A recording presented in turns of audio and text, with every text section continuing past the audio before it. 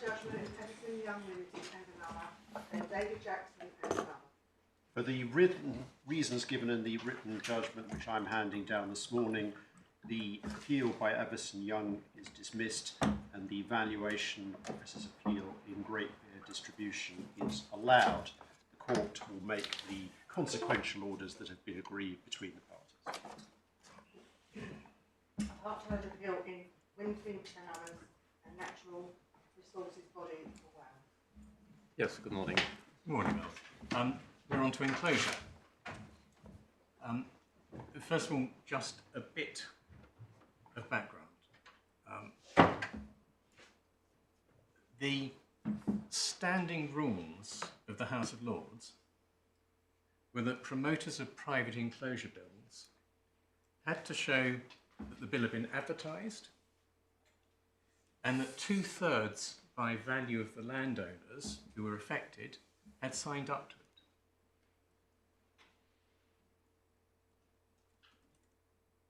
So it was a haggle between the Lord and the other landowners that produced a contract that was given statutory force against the dissentient minority, or indeed against people who consented but were limited owners and so couldn't bind their successors in title. And there's authority for interpreting enclosure acts in that way in Fairey's case, which is at tab 6 of volume 1.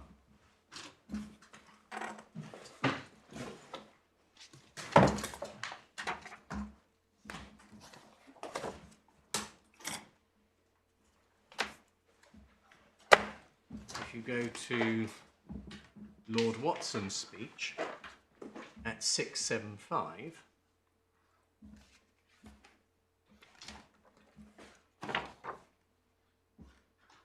it's the first sidelined passage.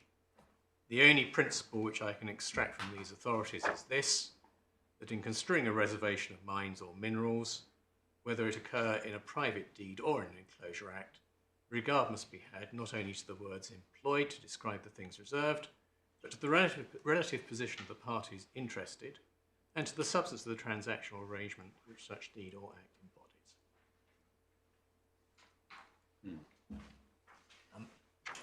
By way of other background, my Lord Justice Arnold asked yesterday what happened to the poor. Well, the respectable poor cottagers did quite well out of it. They had to be included because they had property rights, and Parliament was protective of small landowners. So before the Act, they might have had the right to graze 1 or 2 mangy sheep on the common, and their sheep would be dogged off by their richer and less scrupulous landowners and neighbours.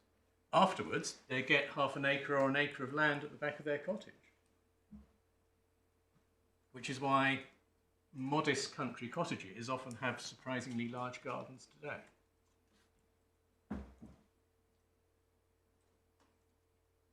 For the unrespectable poor, who had no property rights and were just squatting on the wastes, it was a disaster. They got nothing out of the Act, except in some acts a site for a workhouse, and the land was depopulated just as effectively as it was in the Scottish clearances. That's why there's so many Welsh speakers in South America, because they all had to immigrate.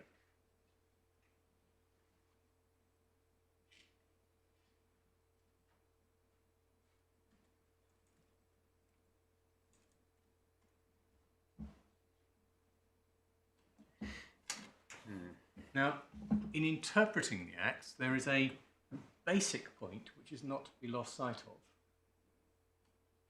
And that is there were more than 4,000 of them, and the vast majority were what I'm going to call vanilla acts,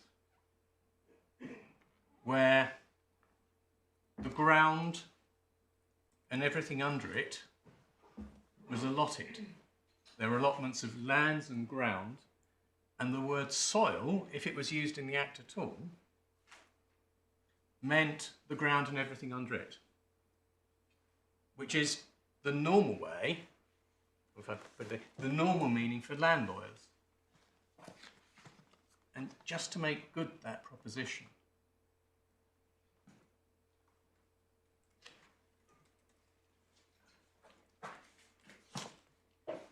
could you take up the core bundle, go to page 177, it's tab 14,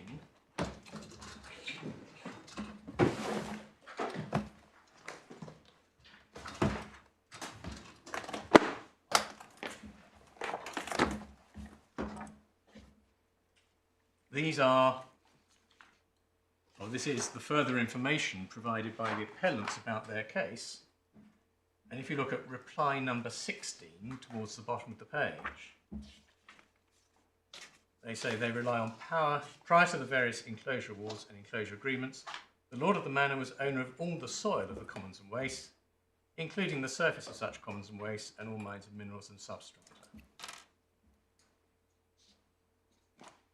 So there is nothing unusual, indeed it is common, for the word soil to describe the ground and everything underneath.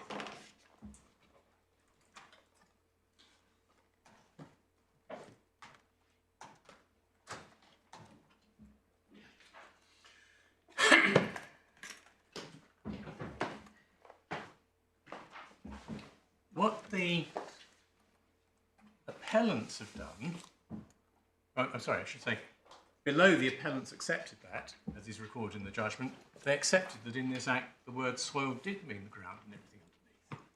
Here they appear to be saying it just means the topsoil. Well, they're allowed to do that, that's the point of law. But in arguing that,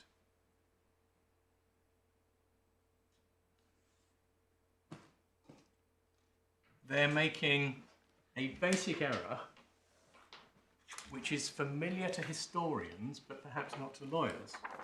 And it's called surviving evidence bias. They've got 3 acts where there was litigation because there was something odd about the way the act had been drawn. And they've concluded that was normal.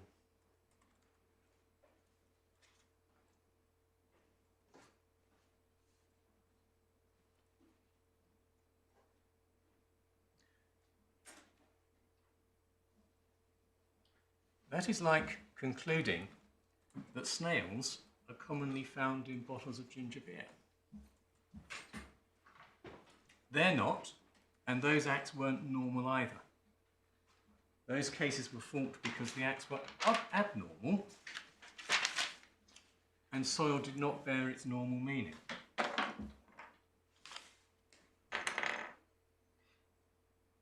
And I suppose the position is complicated, you would say, by the fact that soil nowadays does not include rock, at least not in most people's ordinary parlance. It's something friable, you grow your fruit and vegetables. The meaning of words change. Or perhaps it's, or maybe as with fossils, there's an earlier meaning which has become obsolete. Well, fossils comes from fossick, to search for. In Australia, people still talk about fossicking. Yes. Don't hear. Well, I thought actually in English it just comes straight from the Latin. Yes, to dig. To dig, yeah. Just as minerals comes from the Latin for mines. That's why etymologically minerals are something dug out of a mine. I'm going to show you what is normal by reference to what Parliament said was normal in the Enclosure Consolidation Act 1801, which is at tab 20. That's in Authority Bundle 2, tab 20.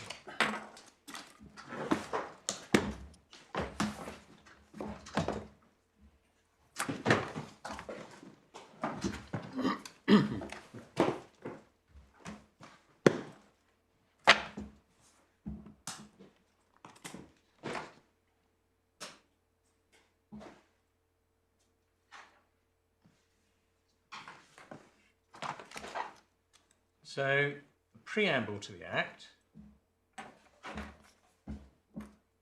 says, whereas in order to diminish the expense attending the passing of acts of enclosure, it is expedient that certain clauses usually contained in such acts should be comprised in one law, and certain regulations and so forth usually made should be comprised in one law.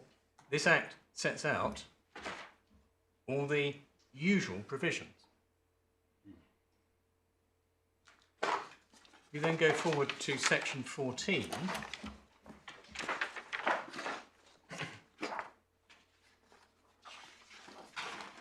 Which is on page 215.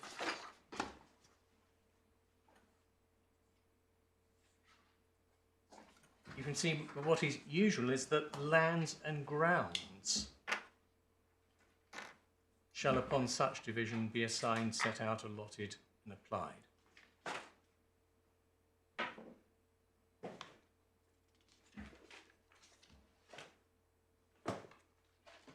And then if you go forward to the last section, 44.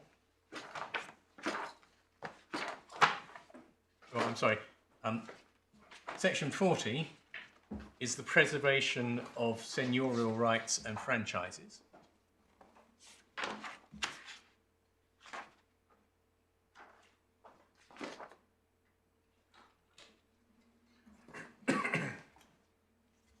(41) is saving of crown rights, and then 44 says, provided always be it enacted that all and every the powers, authorities, directions and provisions of this in this act contain shall only be effective and binding in each particular case, as they or any of them shall not otherwise be provided for and enacted in any act hereafter to be passed as aforesaid.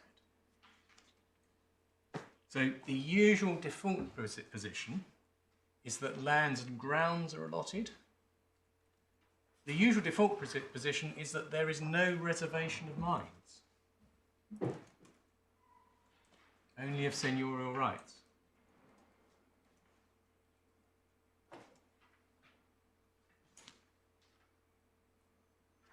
But you are allowed to exclude that in the special act that deals with your particular enclosure.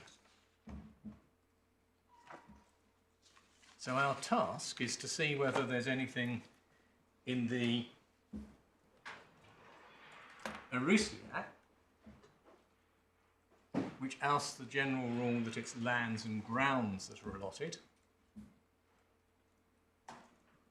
and which ousts the general rule that no mines and minerals are reserved.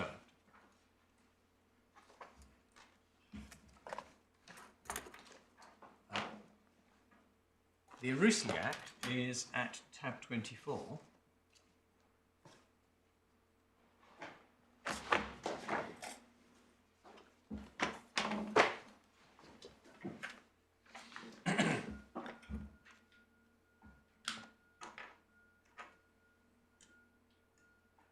And it starts by reciting at 1, 2, 3, 4 lines down that Sir Watkin Wynne Williams, Baronet, is Lord of the Manor of Aroosi aforesaid, and as such is or claims to be entitled to the soil of all the commons and wastelands, and is also seized or entitled to the several messages, lands, tenements and hereditaments within the said manor.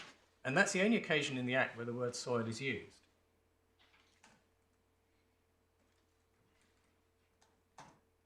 And it doesn't distinguish between the soil and the mines and minerals. It doesn't say he's entitled to the soil and he's entitled to the mines and minerals. To show that the meaning of the word soil is something different from the usual meaning.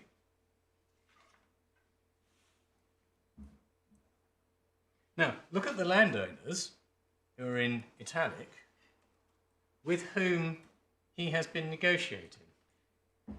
University College, Oxford, a couple of knights, and various gentlemen landowners, and a couple of clerks in holy orders.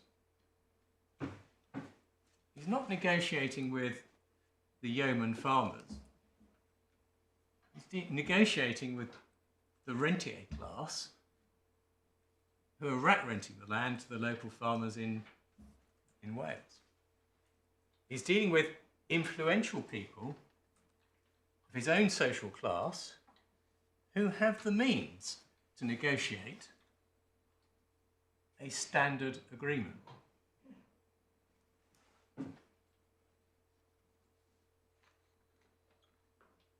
Do you mean standard as opposed to bespoke? Sorry, I mean who have the means to say we are not going to sign up unless it accords broadly with the usual provisions found in Enclosure Act.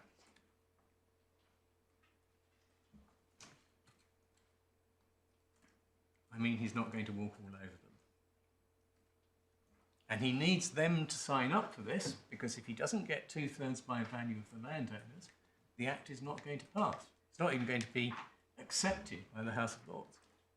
You've referred us to those standing orders. Are they in the bundle or referred to I'm somewhere? afraid they're not, no. And I'm sure we can take it from you with complete confidence. I just wondered whether... Yes, we should have put the standing orders in the bundle, and we will provide a copy. Thank you. We might actually provide a copy of a textbook that sort of explains the process. That might be more helpful.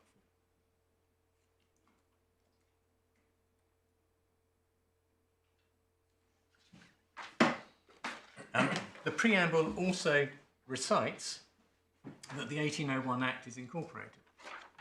That's over the page, at 730.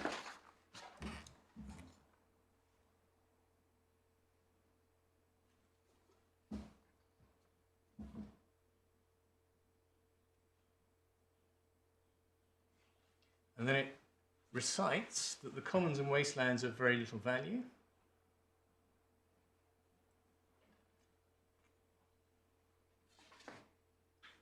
All right, I haven't yet found that. Where do we find that? That's 730 at the top.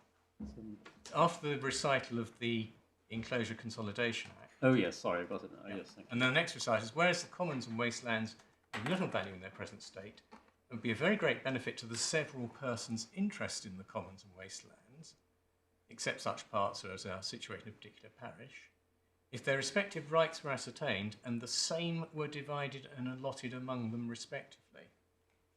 So it's the land which is going to be allotted, the commons and wastelands, that's the reference to the same. It's not going to be the topsoil that's going to be divided.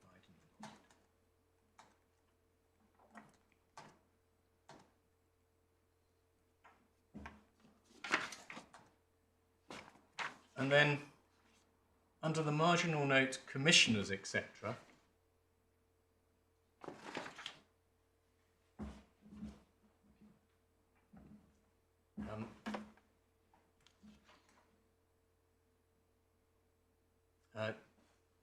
about halfway before you get to the end of that paragraph, or the end of that section, there's a sentence that on the left-hand side which says, and for other purposes.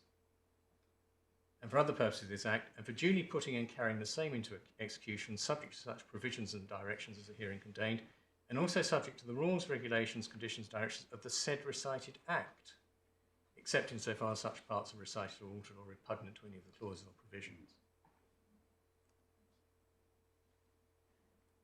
And under section 14 of the Act, it's lands and grounds that are being allotted.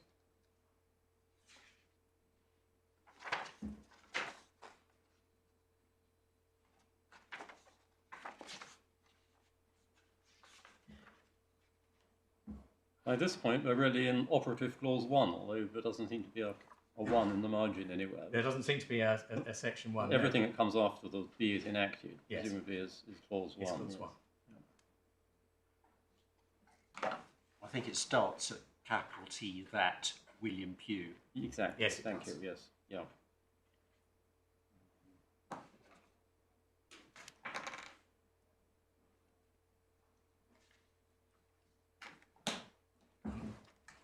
If you then go forward to 737, page 737, section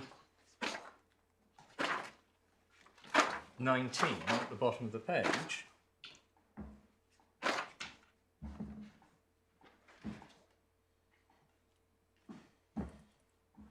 you can see that the commissioners are given power to make common wells.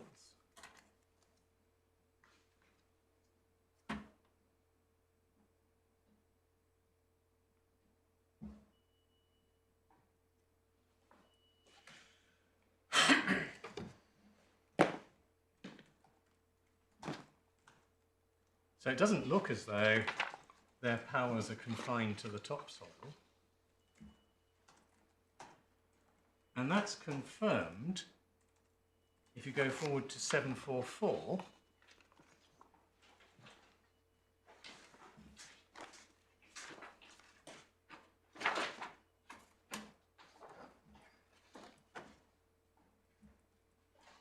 Section 37 at the top of the page, side note, allotment for public turbary, etc.,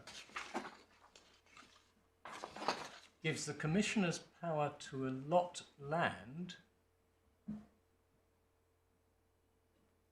so that people in the parish can take building stone, gravel and sand from it. Sorry, I haven't found this clause. Clause 37 at the top of the page, my lord. Be it further enacted. I thought you said page. I'm sorry, 744. 744. Oh, 744, beg your pardon. Yes. 744, section 37.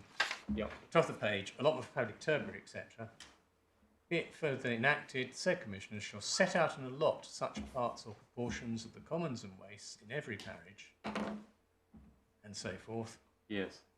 For, and then various purposes are given, and they include building stone, gravel and sand for the use and benefit of such houses, buildings and land.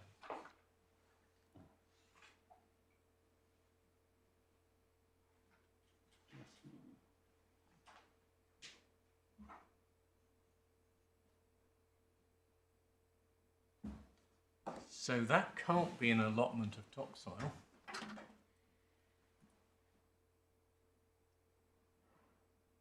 And the words of allotment are the same as for the allotments to the landowners.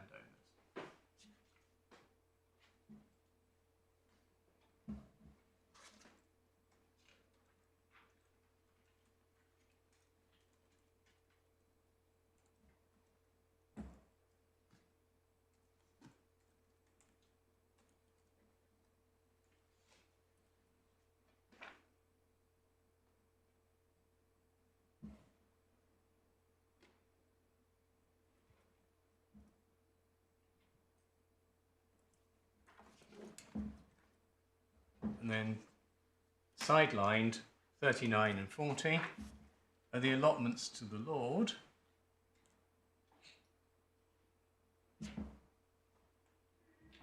Of 1/14 part and 1/20 part, depending upon the location of the land.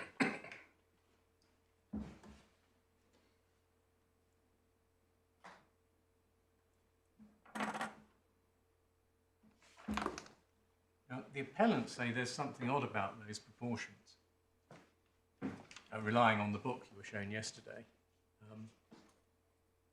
So I've never seen an Enclosure Act that reserves 1/7 to the Lord, but that book is written by distinguished academics, and if they say they've seen it, I've no doubt they have. I have seen Enclosure Acts that reserve 1/7 to the tithe holder who gives up his tithes. But there is absolutely nothing odd about the proportions in this Act on the premise that the Lord is retaining valuable minerals, but not building stone or common stone.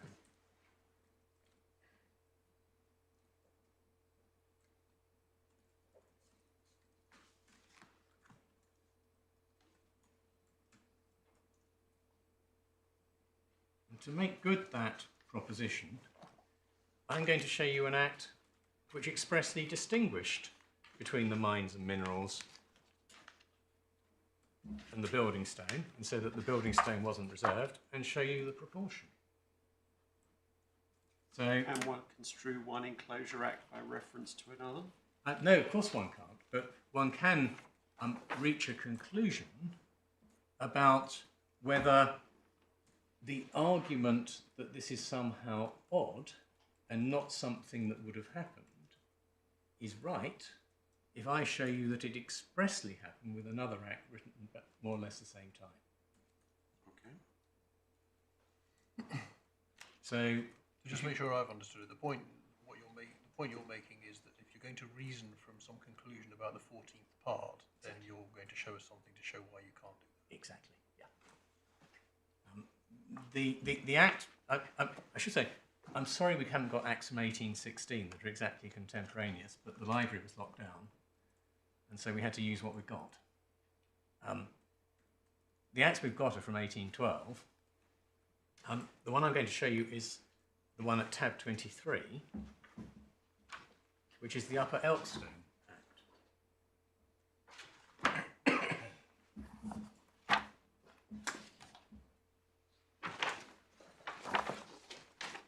And first of all, I'm going to show you the mineral reservation to the Lord, which is at page 22.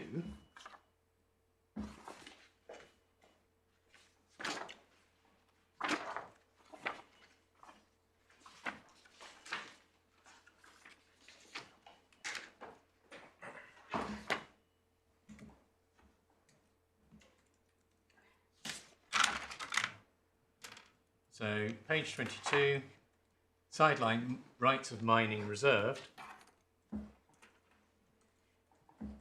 And you can see that what was reserved were mines of lead or copper ore, mines, veins, beds or seams of coal, ironstone and other minerals, save and except stone, gravel, clay and sand.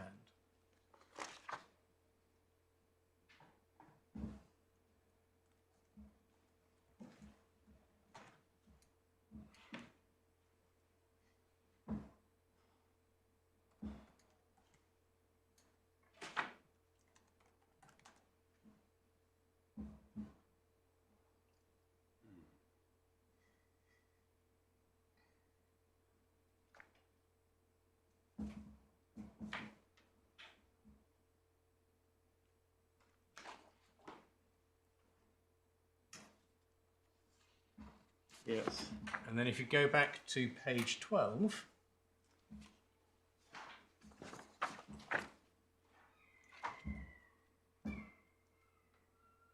you can see that the allotment to the Lord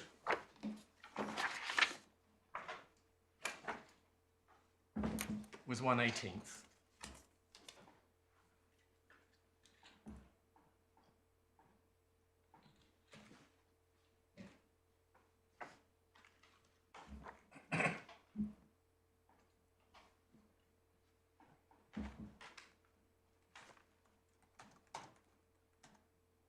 And so I'm not accused of surviving evidence bias, we've also included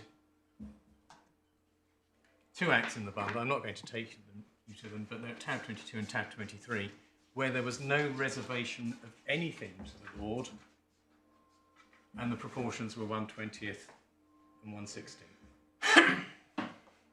They're at tab 21 and tab 22, just for your note.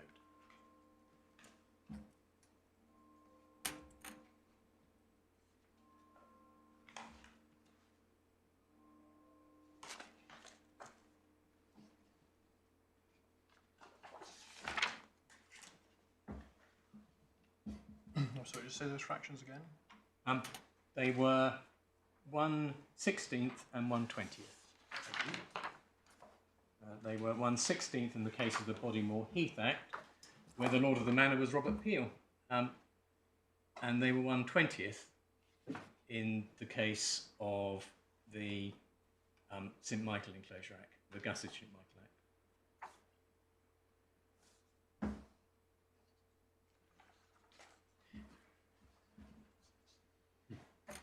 It is in our skeleton they've got. Thank you.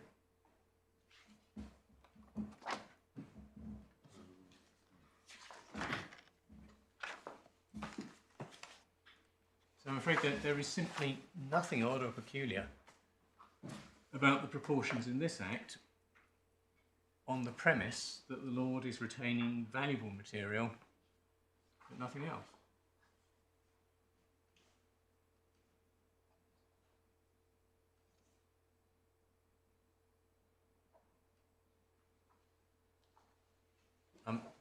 We go back to the Aroosley Act at tab 24.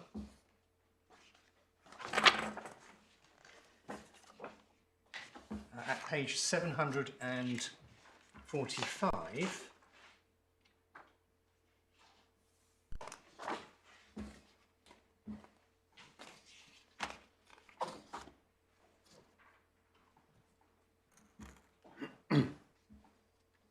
You get, side note, allotment of residue.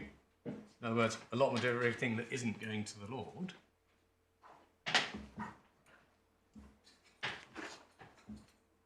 And what is to be allotted to the other landowners are all the residue and remainder of the said commons and wasteland.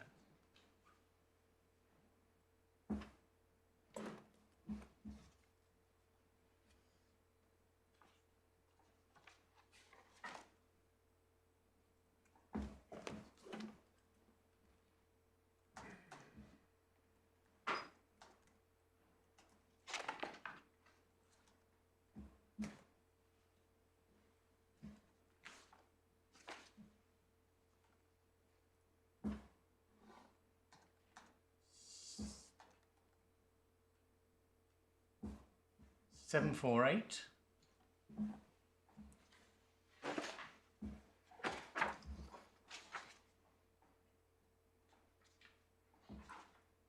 Sidelined at the bottom, allotments to be subject to the same tenures.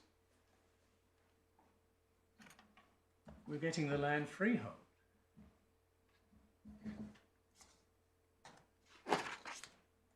Now, copyholders didn't own the minerals under their land. It's perfectly sensible to say that a copyholder might just be getting the surface and not anything underneath. But a freeholder? Who ever heard of a freeholder who just got the topsoil?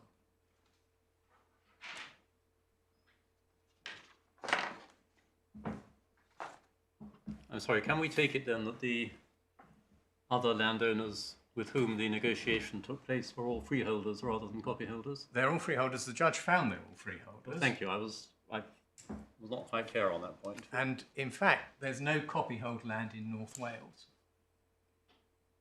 There's no copyhold land in North Wales because copyhold wasn't a tenure that was recognised by the old Welsh crown. Came too late to be governed by English law, there to be copyhold tenure. Could you just tell me where the judge's finding is on that point, perhaps at some point, if not? Yes. It was one of the disputes below, because it was argued below that these people were actually customary freeholders. Yes, I remember. Which was a kind of copyhold. It's privileged copyhold. I see, yes. And the judge finds, no, that's not right, because the charter gives the land to them in free and common soccage. And free and common soccage means freehold. We'll find the paragraph in the judgment. Thank you.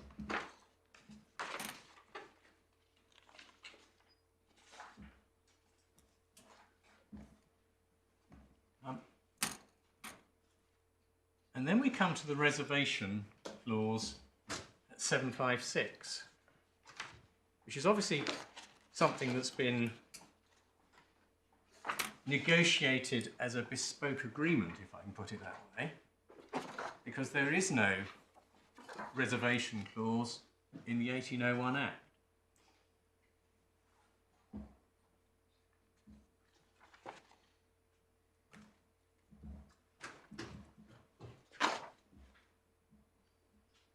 And the reservation is at the bottom of 756, section 67 of the Act, provided always, be it enacted, that nothing in herein contained shall prejudice, lessen, or defeat any right, title, or interest which the person who shall or may hereafter be entitled as lord or lords of the said manor now have or hath hereinafter in or to any mines, ores, coals, metals, or minerals whatsoever under the said wastelands. You stop there. So far, everything has been commons and wastelands. In this clause, it's only wastelands that are referred to.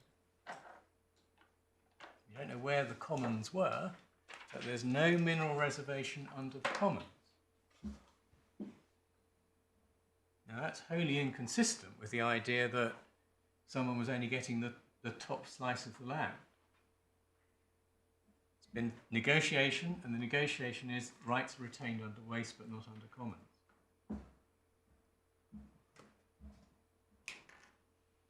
Why is that inconsistent with only getting the top slice? I'm sorry, I don't follow that. Well, because then it's otiose to say that you'll get a mineral reservation in respect of the wastes, but not in respect of the commons. It's why limit the reservation to the wastes if the idea is that the people who are getting a share of the commons are only getting the topsoil too.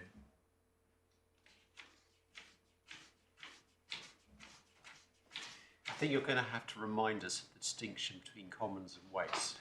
I think, like my lord, I'm struggling to understand the point, and I'm sure it's our fault for failing to understand that basic distinction.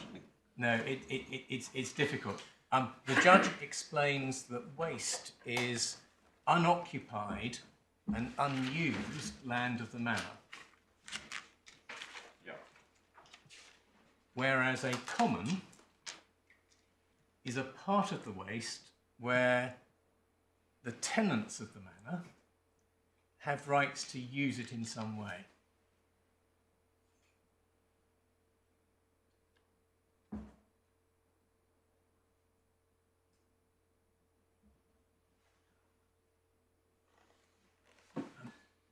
Could I perhaps show you that in the judgment? Because if you go to the core bundle, page 89,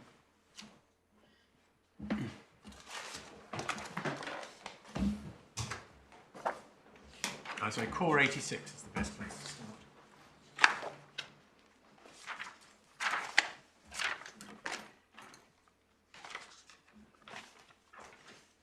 It may be paragraph 86 rather than page 86. No, I'm told it is in fact page 86. Yes, it's the bottom here. Concepts, manners and enclosures. It's probably helpful to start with a brief explanation of some of the relevant concepts. And then 24 and 25, she explains the difference between waste and commons. So she gives the definition of waste from Attorney General and Hanmer. The open, uncultivated, unoccupied lands, parts of the manor, other than demesne lands of the manor. Demesne lands of the manor are the lands which the Lord farms or occupies and uses himself. And then 25, the waste could be subject to various rights to tenants of the manor. Pasture, estover, piscary, turbary. As Lord Templeton explained, these are the nature of profits of pronda. These rights are over land rather than ownership of an estate in land. Waste over which such rights exist is referred to as commons. The phrase waste and commons is often frequently used, but the latter is in fact a subpart of the former.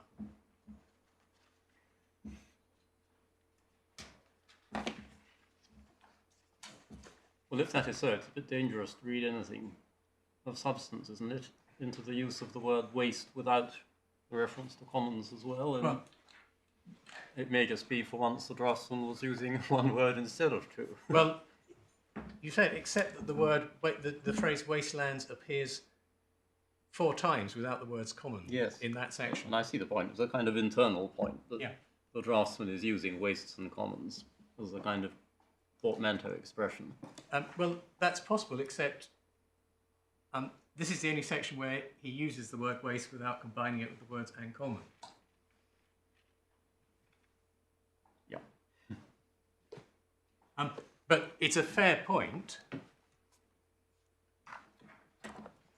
that the drafting of these enclosure acts often wasn't, the standard drafting often wasn't very high. And it's also a fair point that the draftsman might not have had in mind the distinction between wastes and commons, the legal distinction. What he might have meant by commons was the colloquial expression, which can tend to mean land adjoining a town, waste adjoining a town or a village. We don't know.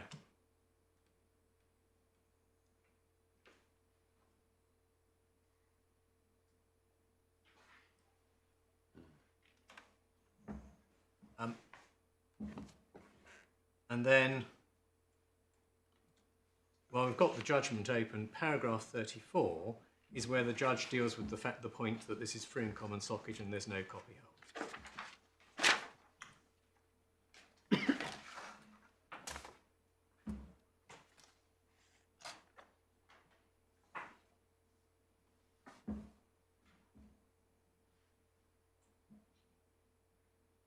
So what was conveyed by the 1578 Beefmans was land occupied by tenants, excluding the wastes and a certain forest.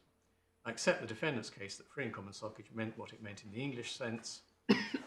Context included the laws in Wales Act 1535 and 42, passed in the reign of the Queen's father, Henry VIII, which specifically provided that Welsh land should be held in accordance with the laws of England, as well as the fact that the concept of free and common soccage is a well understood concept in England. No form of copyhold was created, and indeed there is no evidence of copyhold existing in the manors. Sorry, which paragraph is that? Paragraph 34 of the judgment. 34.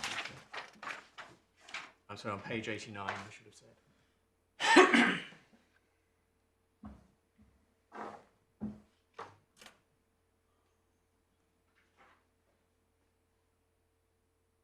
Possibly the most interesting bit of the case. But not one that's live in this court. No, indeed, it's accepted by my learned friend in his skeleton argument that although he doesn't think this is right, he accepts that it's freehold for the purpose of this case.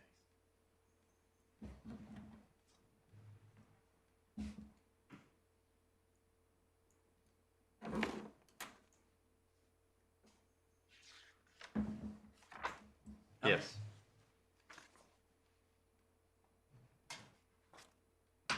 The second drafting point is that the draftsman has already used the expression building stone, gravel and sand in another section of the Act. But he doesn't use that expression in the reservation section.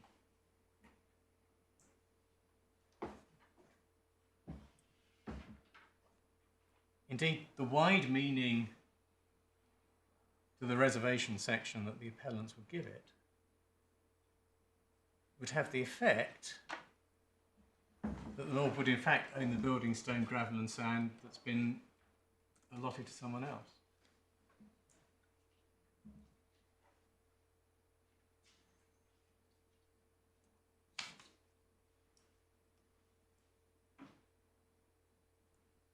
Is that necessarily crazy, given that that building stone allotment provision also included a provision that they couldn't sell it?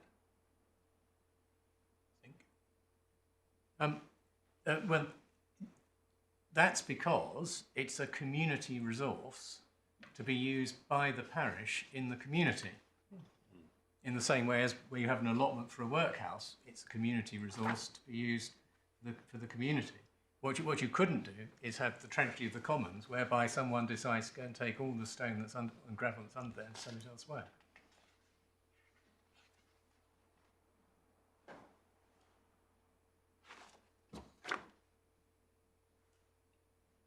And then we have saving of manorial rights.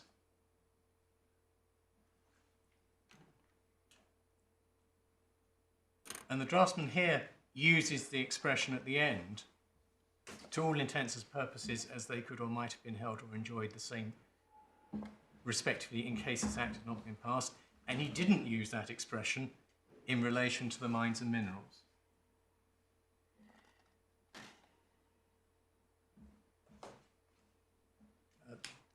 The reference that the saving provision for manorial rights, if you go to the side note, saving manorial rights, it's the last two lines that uses what I call the magic words. If you're intending to reserve everything, the magic words the draftsman uses, and conventionally uses, is in full and ample manner as if the act had not been passed.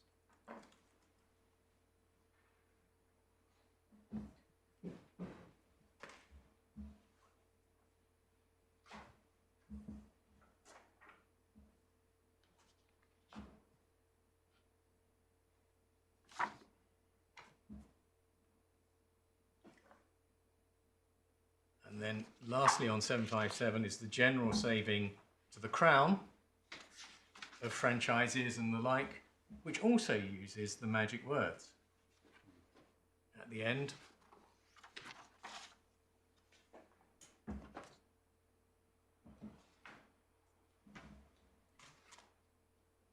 As if in case this act had not been passed.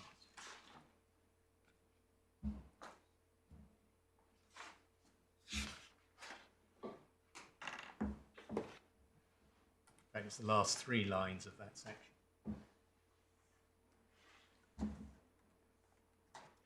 Just before I forget, I mean, do we get any help from general principles as to how one should construe reservations?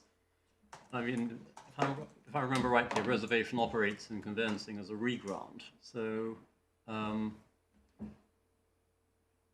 it may not be altogether obvious whether one should construe it in favour of, so to speak, in case of doubt, in favour of one party rather than the other, or is that kind of approach just not going to be helpful? That's all gone.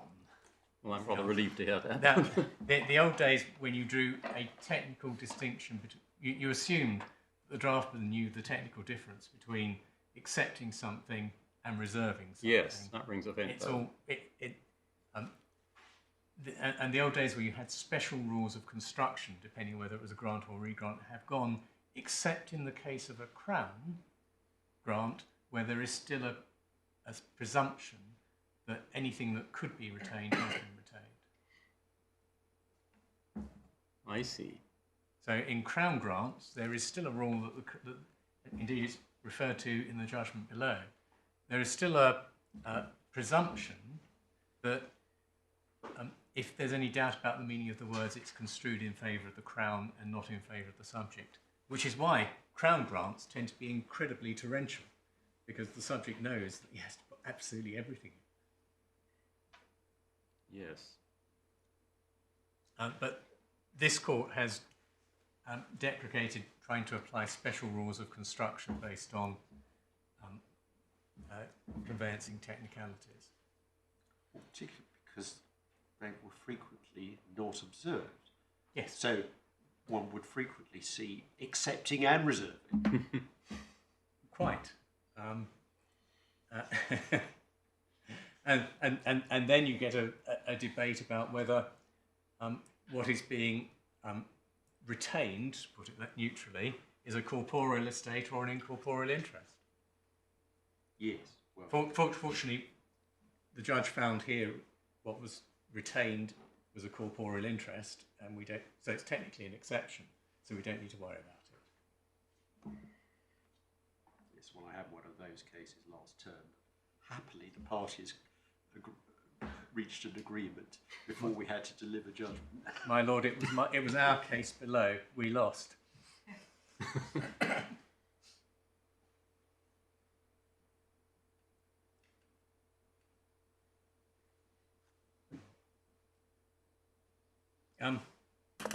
So the words to be construed in that context are any mines, ores, coals, metals, or minerals whatsoever, and the appellants concede that minerals is an ambiguous term. Word stone is not used.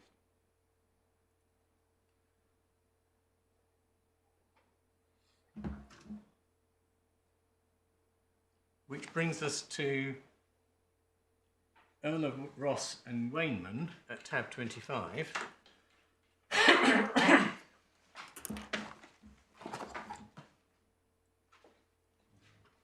I'm sorry, it's first instance decision is at tab 26.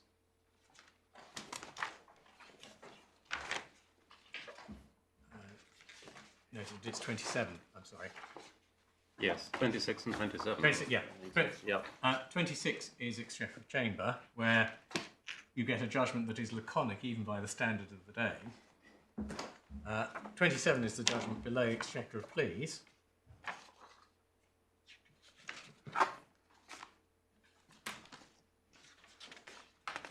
And if you go to Baron Park's decision at 7:30,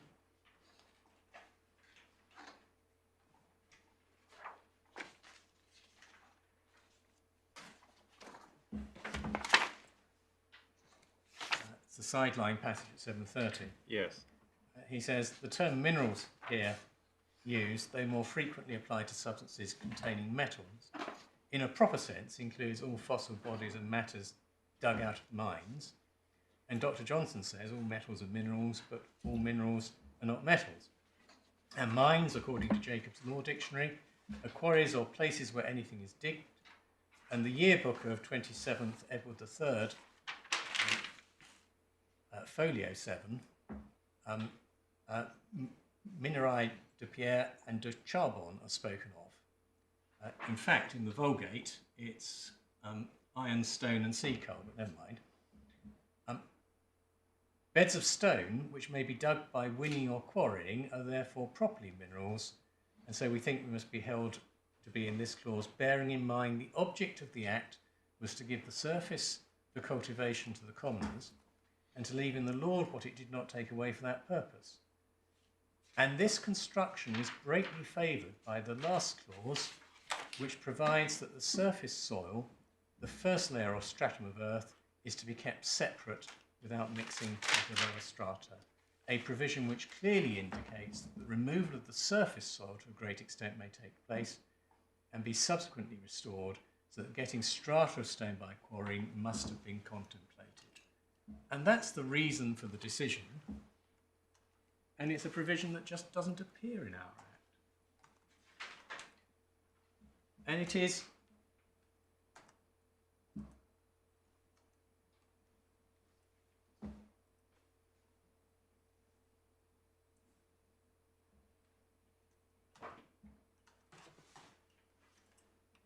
just silly. Well, I think the argument against it is that this is, as it were, a supporting reason for a conclusion that's already been reached.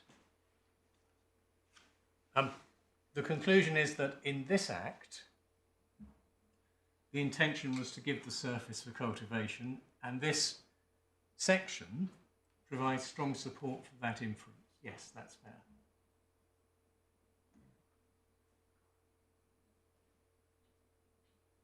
Now, have a look at what was being allotted in our Act. Could you open, please, Bundle B, Bravo, tab 3.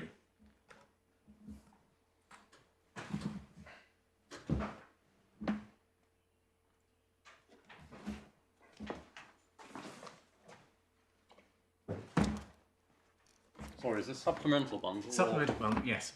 It's supplemental bundle Bravo, tab 3.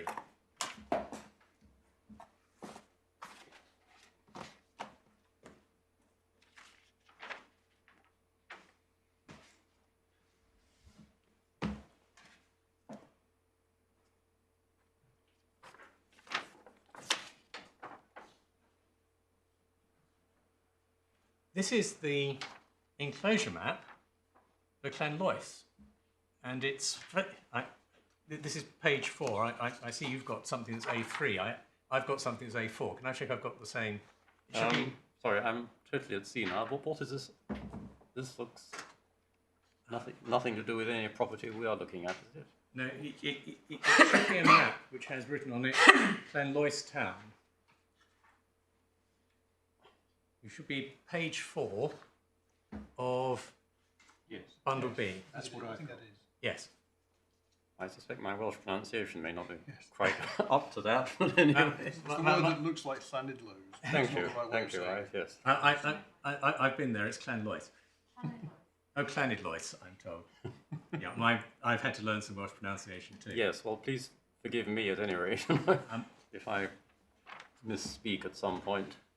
This shows the land that was being allotted in that town. So all the little squares with numbers on are allotments.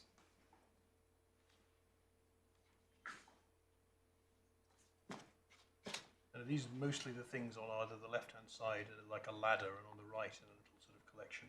Yes, that's right. It's land in the middle of the town. Some of it already had cottages on it. How do we know that? Because we have the description of the parcels, which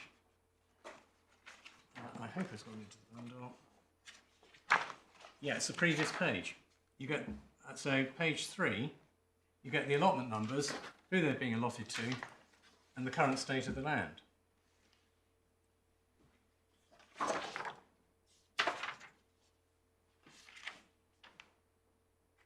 So the Reverend Evan Jones, towards the bottom of the page, is getting plot number 41, allotted to him under the Act, under the award made under the Act, and plot number 42, which includes cottages and encroachments.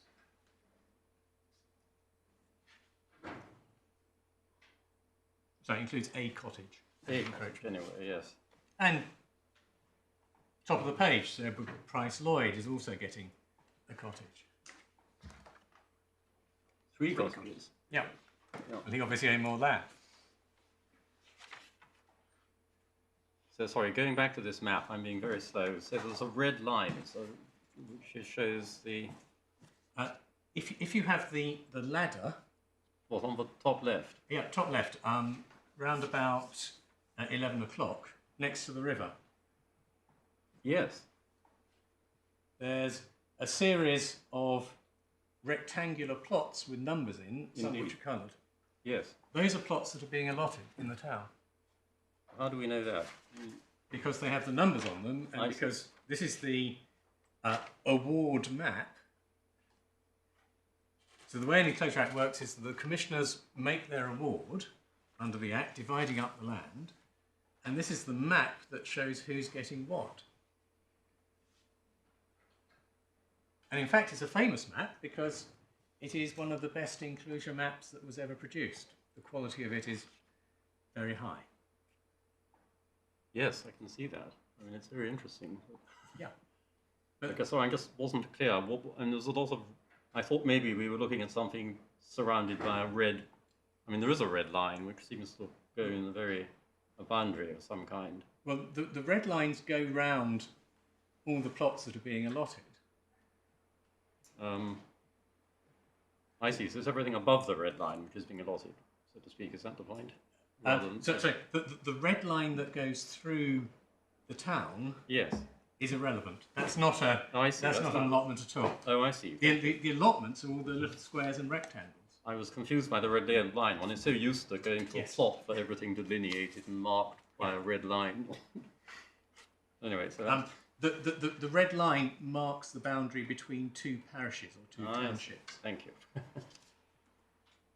Yes. See, I might have guessed that, because it goes down the middle of the river. Yes.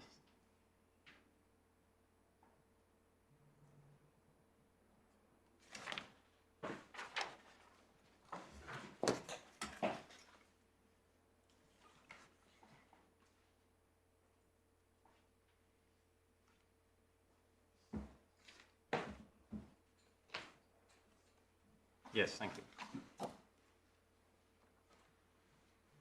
What do you get out of this? You've pointed out that some of the allotments include cottages, and the significance of that is what? That the surface is not being given for cultivation. The purpose of the Act is not to give the surface for cultivation. These are houses.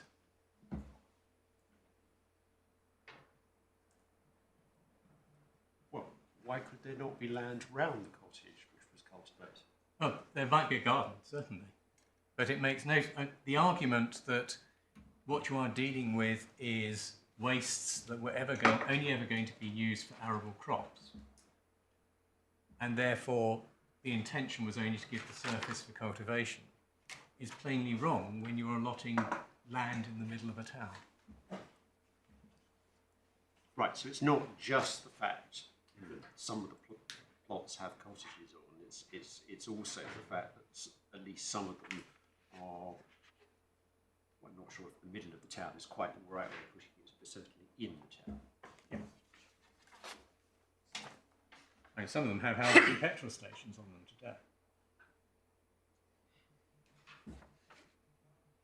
Yeah, that's because of subsequent expansion of towns. Well, That doesn't tell us much, does it? well, it's shown. I'm not sure it does tell us much.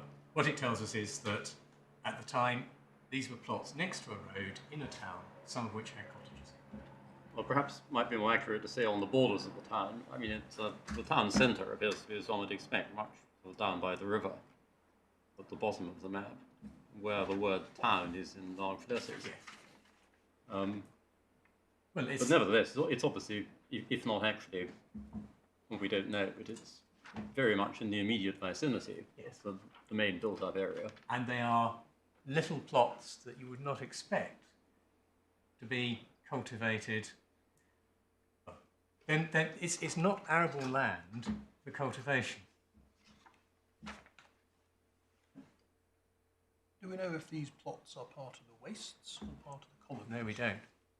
Because if they're not part of the wastes, as you put it, as distinct from the commons, then this doesn't help, does it? Well, it does, because if you accept that argument, then you're accepting the allotment was not just at the topside.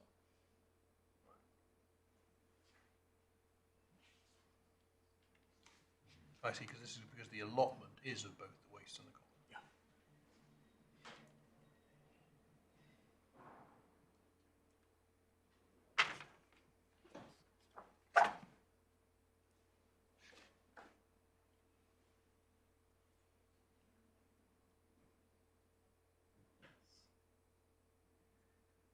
I see quite a number of landowners are actually named on the map, aren't they?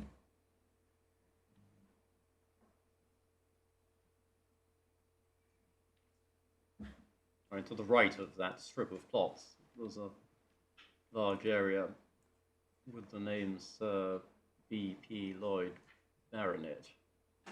Land. Oh, yeah. Yes, his land, I see, there's an S.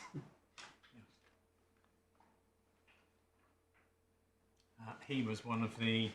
I think he's right. Was he one of those people named in the recital? No, they were Sir Edward Price Lloyd and Sir Arthur Davies. Well, this is presumably Sir Edward Price Lloyd, is it? Might well be. This is EP. If it's EP. Yes. I'm afraid I've got a smaller copy of the map than No, it's definitely is EP. Yes. so he's one of the promoters of the act.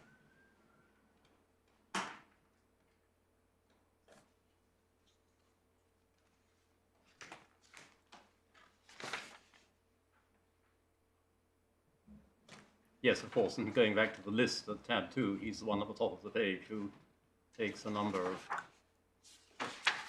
of allotments, including 3 cottages. Yeah. Yeah.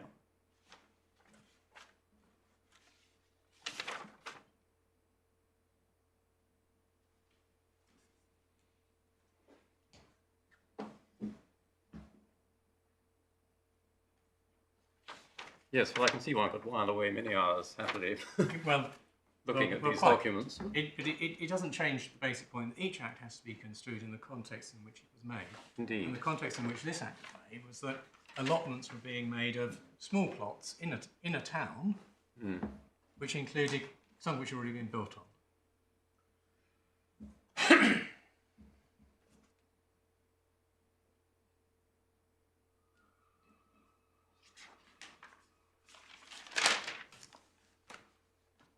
And I remind you that in Earl of Ross and Wayman, Miss Justice Park said that the act in that case wasn't clearly expressed and the point was open to much doubt. And construing one act by reference to another act just isn't a helpful process. You have to look at the whole of the circumstances at the time and the nature of the land being allotted.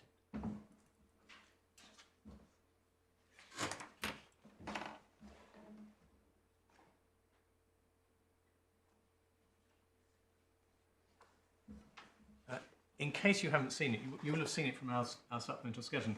At tab 28, we've in fact got a copy of the court record. I'm not going to suggest you look at it because it's quite hard to see. But the court record makes it clear that the claim in Earl of Ross and Wayne was for taking away valuable building stone. And it also implies that that wasn't the common soil of the district.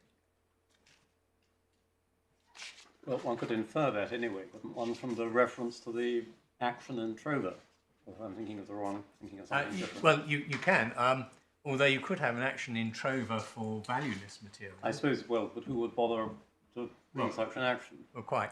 But if you look at the record itself, Yes. it was expressly pleaded that it was valuable building stone.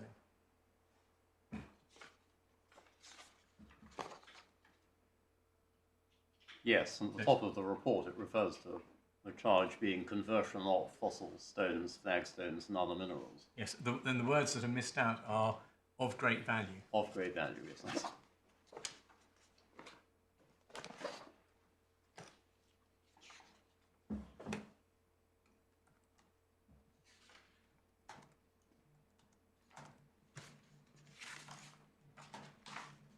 Now, the authority for the proposition that each act must be construed in accordance with its terms, you're not likely to get much help from other acts, is in fact the concept case that was relied on by my learned friend, and that's in Authority Bundle 1 at tab 11.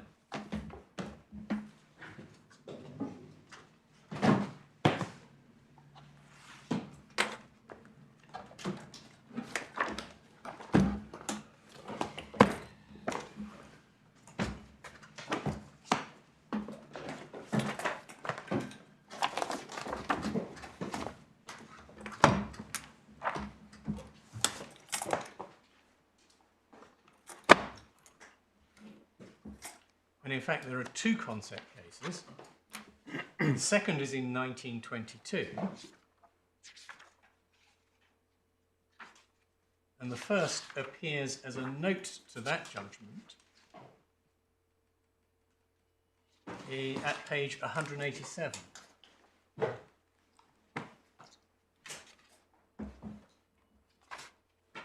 Isn't it the other way around? That's the Court of Appeal case.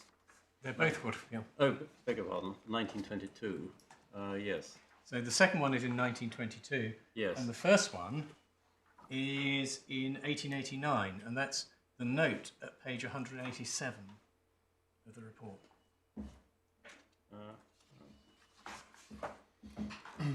That's Constant and Ritson. That's Constant and Ritson, yes.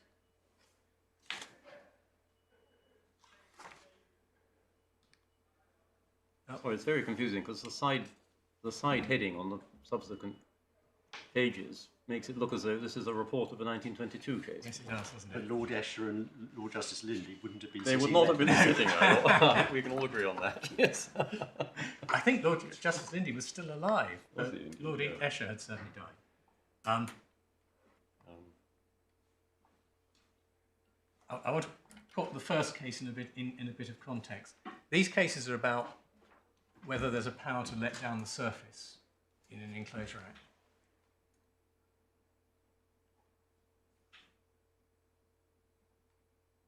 Or whether there was an implied right of support, which meant that you couldn't let down the surface. And there were two inconsistent House of Lords decisions.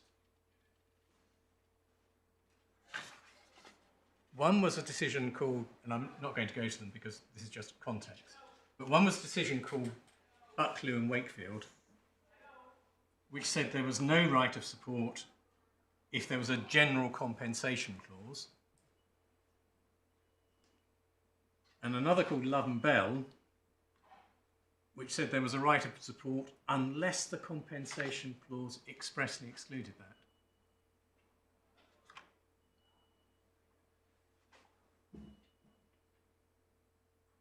Now the third comes in 1906. That's a case called Butterknowle, and that follows Love and Bell.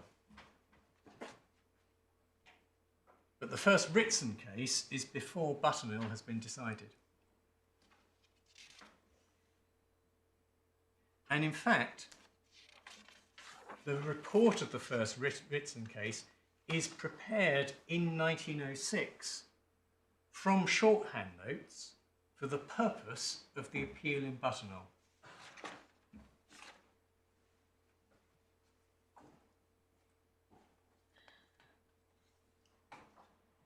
So it's prepared 25 years later, after the judgments, and it's never approved by the judges.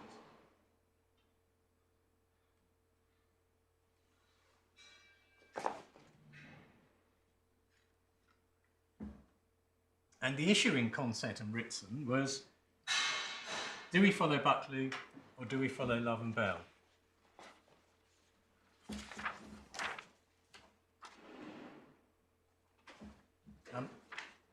Lord Esher, at page 188, said something, or is reported as having said something, which my other friend took you to, but which is pretty odd. And remember, this was never approved, this is an approved judgment, prepared 25 years later. The dates may not matter, but I thought you said this was an 1889 judgment prepared in 1906, which isn't 25 years. But it doesn't matter, it's just that you said that. No, Make sure I haven't misunderstood. Sorry, you're quite right. This is the problem of having innumerate counsel. Fine, don't worry, if it doesn't matter, it doesn't matter, but since you said it twice, I just wanted to check. Quite right, 1889, 1906, not 25 years. Where do we get the 1889 from, as a matter of interest? You get that, well, you get that because if you go to the head note... What, of the main head note? No, of the note. Yes. On page 187, the material facts in this case are stated in the reports of the case in 22 QBD. Oh, I see. Sorry, yes. 22 QBD just gives the result and the year, it doesn't give... I see. Which is why it was necessary to prepare this report from the transcripts when Buttermill is decided.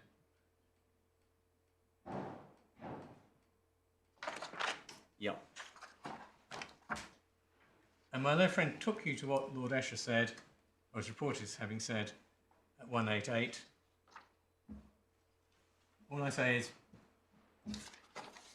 can't be sure that's what he said, because what he's actually doing is distinguishing this case from Love and Bell.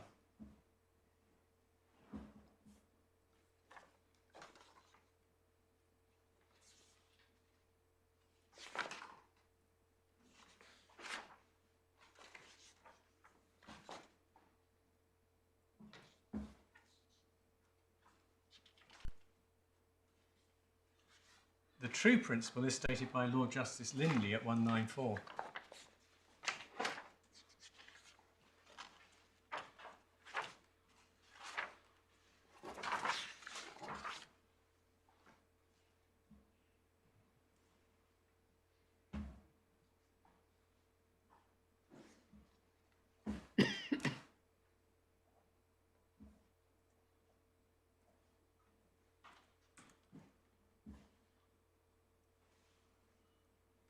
He says, the first side note, cardinal principle is to put the true construction on the act with which you have to deal. Of course, it's a very general proposition, and these enclosure acts have been examined and discussed so often that there may be said to be now some subordinate rules to assist one in arriving at true construction, but after all, one must not lose sight of the fact that true construction is what we must get in each particular case.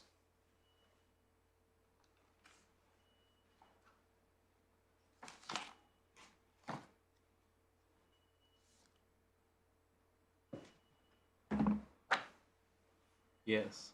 And then the matter rested until Buttermill was decided, and Buttermill decided that this case, well, Buttermill decided something that was inconsistent with this case. And that's how you get to the second Consett case.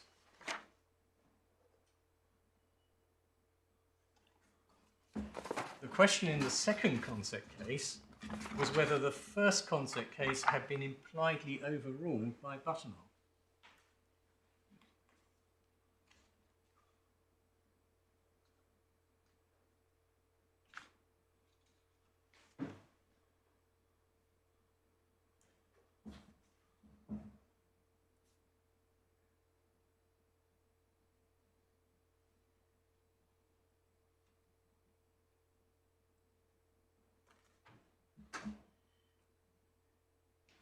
if you go to the judgment of Lord Sterndale, the Master Rolls, at 168,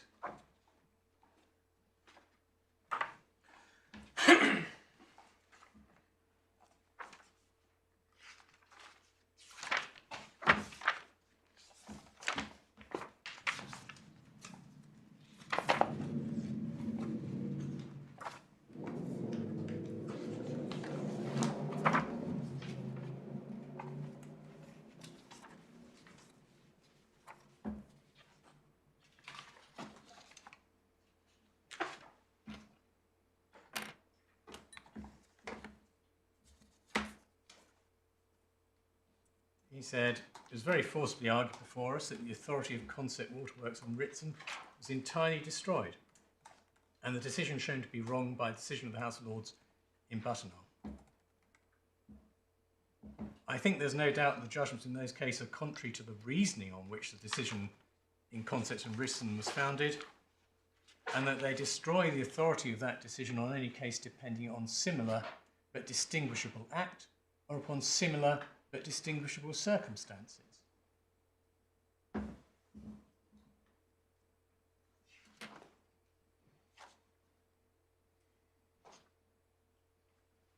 But the second Consett case was on exactly the same act as the first Consett case, and so the question was whether the first Consett case had been technically overruled or not.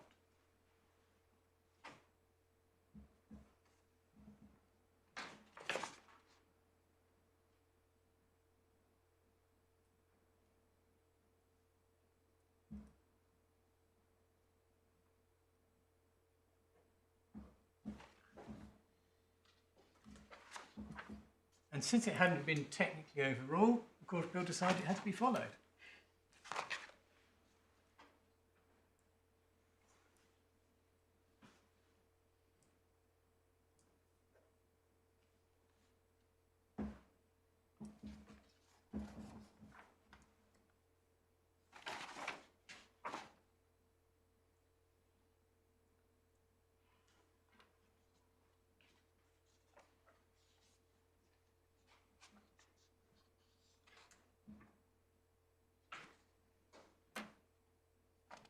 All right, what's the upshot of all this interesting history? The upshot of this is that you have to construe each act, as Lord Watson said in Fairy, as a separate act. There is no general principle that because something has been decided about the meaning of one act, it follows that it applies to another act. And that is expressly what Consett decides. Consett decides, well, the first authority is gone for any similar but distinguishable act. Well, I mean, I see the purest force of that, but I mean, it does sometimes seem a bit... I mean, if one's looking, for example, at the standard clause from the Consolidation Acts, Yes. surely, if a body of interpretation has grown up as the interpretation of such a section, that must at least be the starting point. Although, of course, you have to construe it in its context in every case. That is exactly right. If you're dealing with something in the Consolidation Act, one of the usual provisions, Yes. which Parliament has expressly said are usual, then you assume that the words used in... then you assume that whatever it means in one act, it means in another act. If, however, you're dealing with bespoke provisions that are individually negotiated, where the wording is always different, you can't get any help from the meaning of another act any more than you could when you were construing one contract, one bespoke term in a contract by reference to another bespoke term in a contract.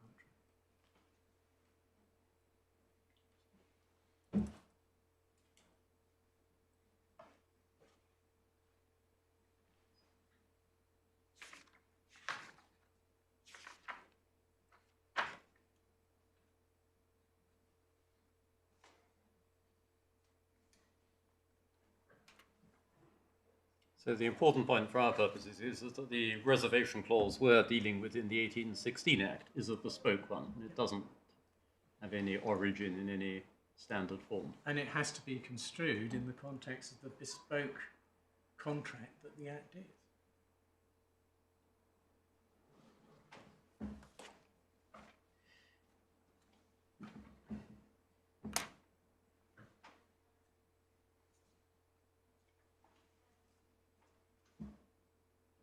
Yes, Acts with different provisions mean different things.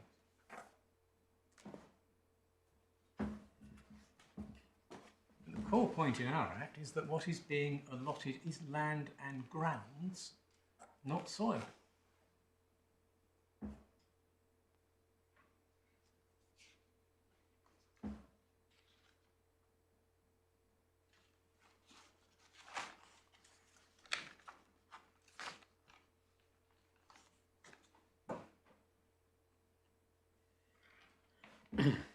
And our Act did not distinguish between the soil and the mines and minerals to show that soil bore some special meaning.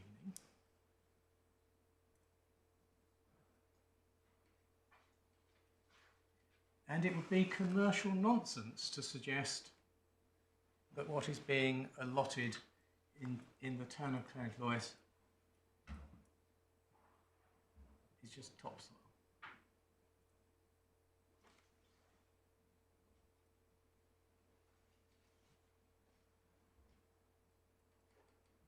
And the thing that helps you most, perhaps, is that the 1801 Act says that the default position is what is allotted is land and ground.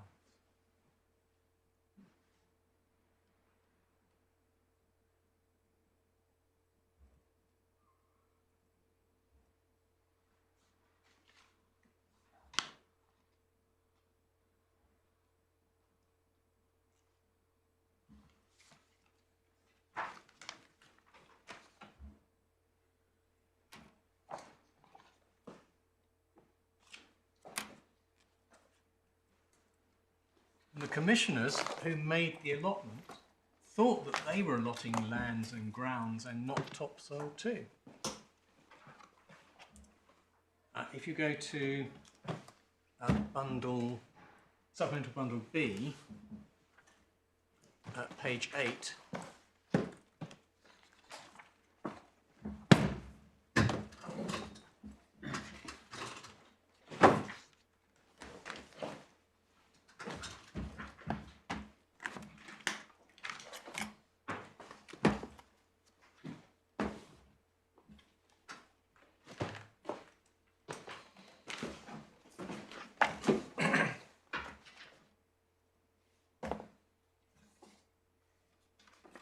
this is the award, this is the conveyance made under the Act.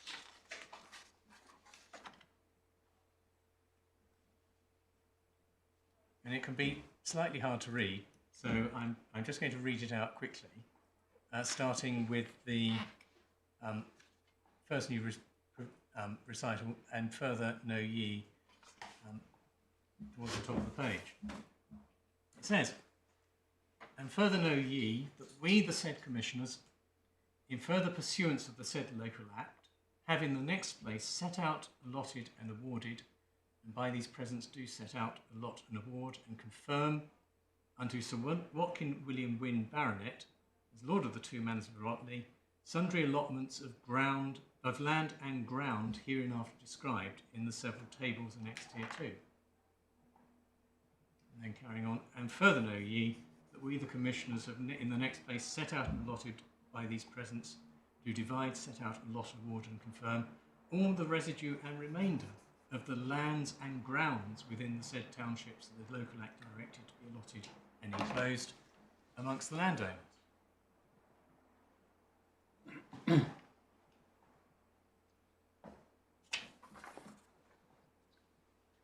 So they thought they were dividing up lands and grounds and not topsoil. They used the same language as section 14 of the 1801 Act.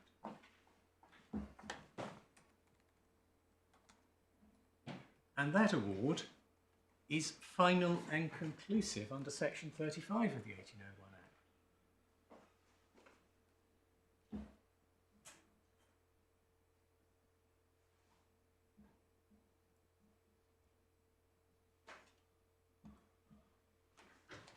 if the Lord wanted it only to be topsoil, and he said that was all that should have been allotted, then he should have appealed to the Montgomery Quarter Sessions under Section 65 of the 1816 Act, and he's 200 years too late for that, and indeed 52 years too late for there to be any quarter sessions to appeal to. Sorry, maybe I think I'm missing something. This is the conveyance to the Lord. This is the conveyance to everybody. There's one award that has a schedule or table that says, this is what you as the Lord get, plots numbers 1, 2, 3, 4. This is what you as each of the individual landowners get, plots 5, 6, 7, 8. And they're all described on the map. Right. Unless I'm sorry if I misunderstood it. The one you read out was the one to William-Wynn, who's the Lord. The first one is to the Lord, and then if you go to the second, and further know ye, that the said commissioners have in the next Land place. and ground, I see. Yeah. And that's the way enclosure awards normally work. You have the commissioners draw up a map, they put on the map plot numbers for each plot that's being allotted, and then you have one award made under the Act where they say these plots go to this person, these plots go to that person.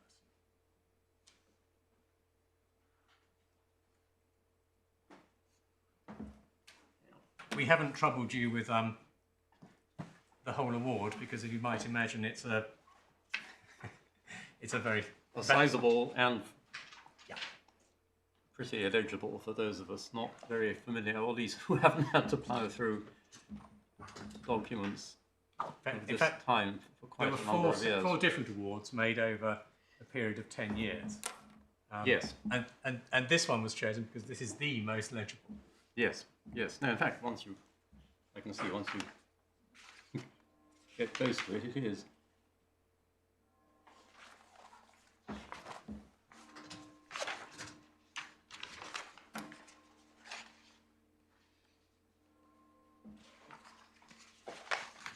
In fact, we've given you, I think, the first 4 pages, because it starts in the traditional way on page 5, to all to whom these presents shall come, we, the commissioners, send greetings.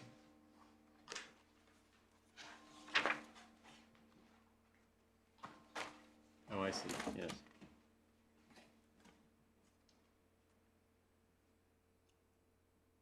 The poor judge had to cope with a bundle of the full awards, but we've saved you that.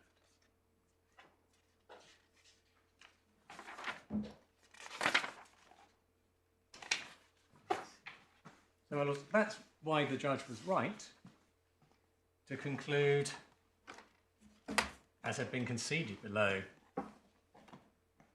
that the allotment was not just of soil, topsoil, and that's why she was right to construe the mineral reservation as not extending to the ordinary common mud state.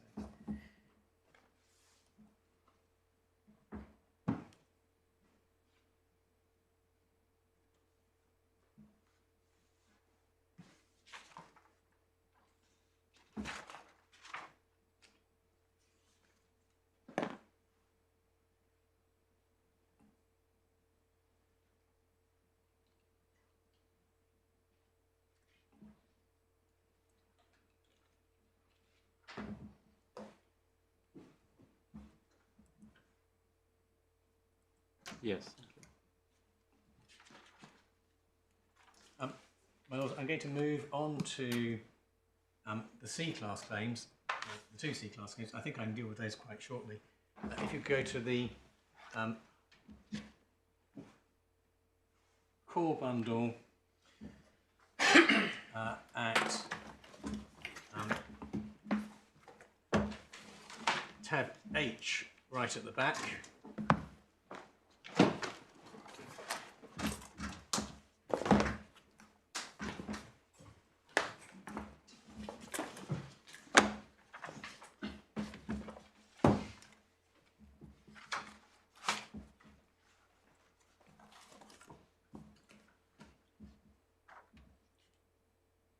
our short point is this is an A-class claim. It's a conveyance by Sir Herbert Lloyd Watkin Williams. So remind me, is this 17 or 25? This should be page 229. Yes. But which of the two is it? Is it C17? Oh, I'm sorry, this is C17. Thank you. Buckskin Pass. It's an A-class claim. The judge treated it an A-class claim. We agree it's an A-class claim. It's conveyanced by the estate to Evans-Jones. We're a successor entitled to Evans-Jones.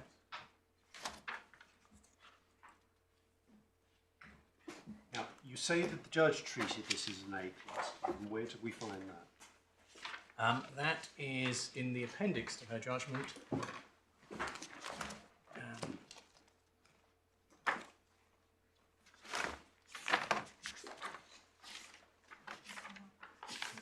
At page 129. Yes.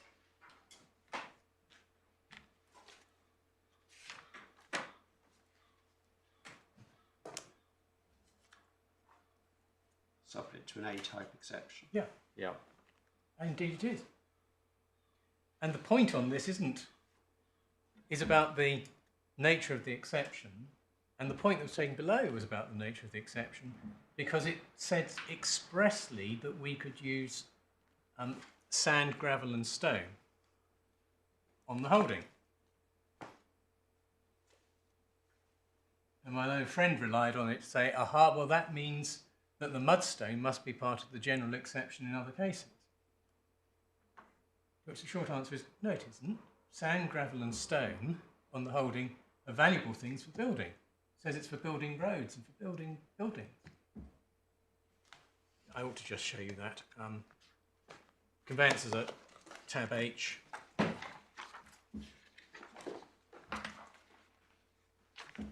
I think Mr. Ryan showed us this, didn't he? Yes, but he showed it to you as a C claim. No, I understand. But if you showed us the reservation, it's on 230. Yes. And then slightly further down from the reservation, it says that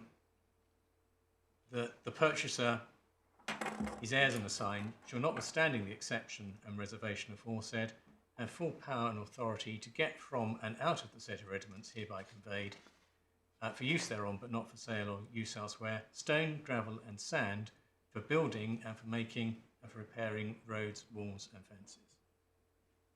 I'm so sorry, I haven't found that bit yet. It's above the lower hole punch. Yes. There's a sentence that begins, the purchasers, about four or five lines above the second hole punch. Oh, getting there, I think. Oh, the purchase. Yes. No, wait a minute. The purchaser is heirs and successors. His heirs and assigns Shall. shall, notwithstanding the exception and reservation aforesaid, have full power and authority to get from and out of the said hereditaments hereby conveyed, for use thereon but not for sale or use elsewhere, stone, gravel and sand for building and for the making and repair of roads, walls and fences. Right. Thank you. And he says, well, that shows that the mudstone was accepted. No, it doesn't. It means that we can use the valuable stuff that is accepted, but for those limited purposes.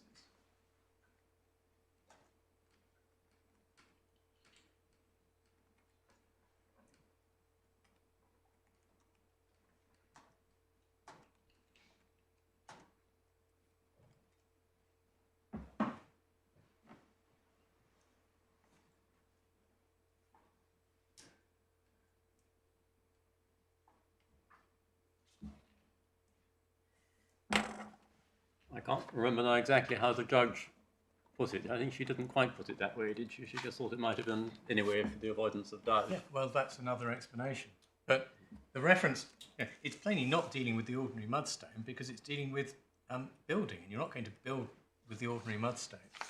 And nor indeed do we know whether it was the ordinary mudstone at this site, because this wasn't pleaded as an A-type claim, so the experts never visited it. And if you look at the plan on page 229, you can see there's obviously something odd about the geology here because there's a cliff.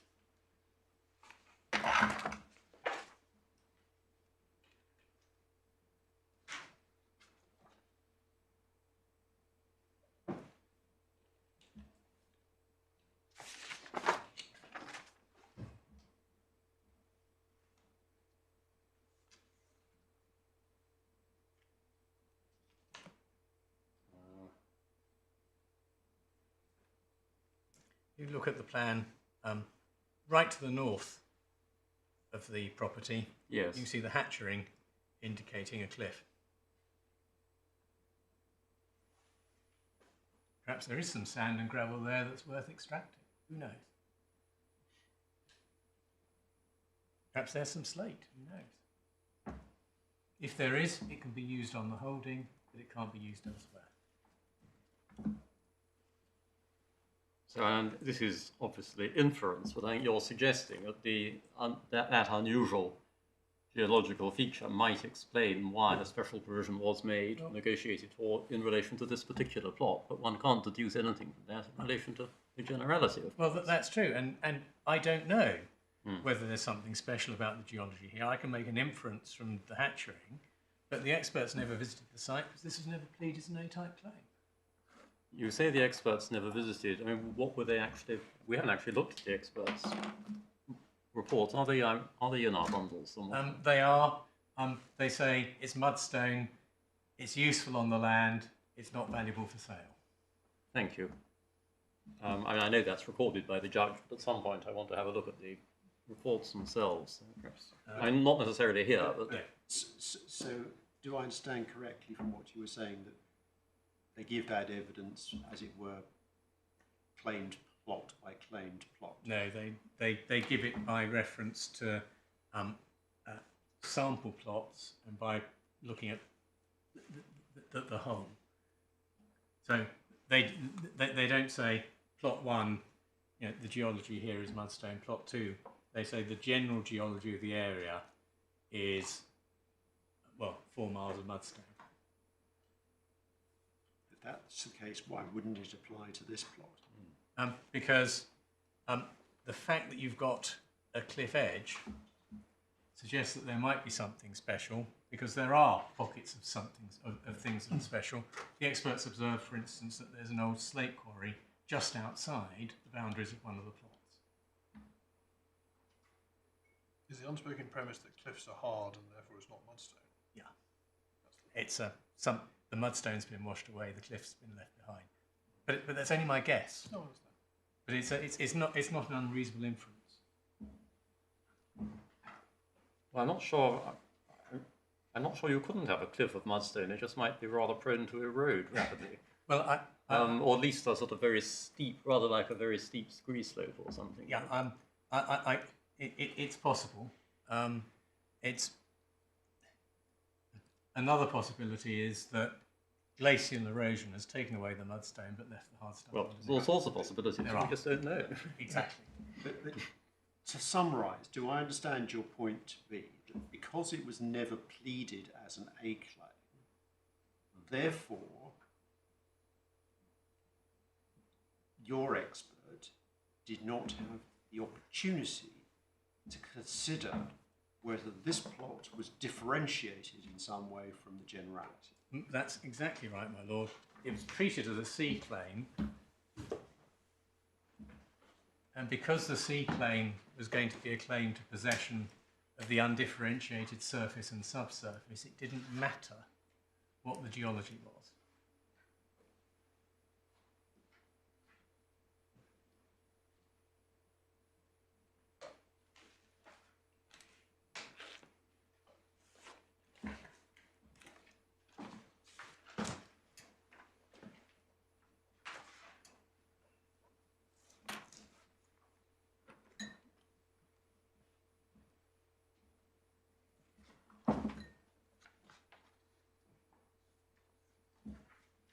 The other claim really is a C claim, and that's C25.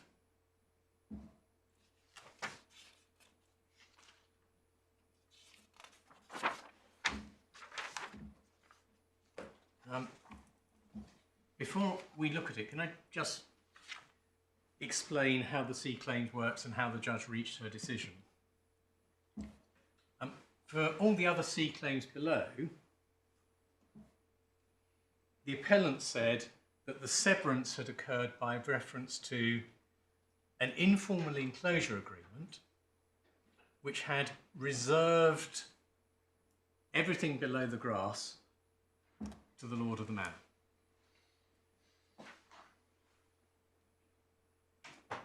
And the judge held, and there is no appeal against this, that those were just contractual licenses. They didn't affect the title in any way.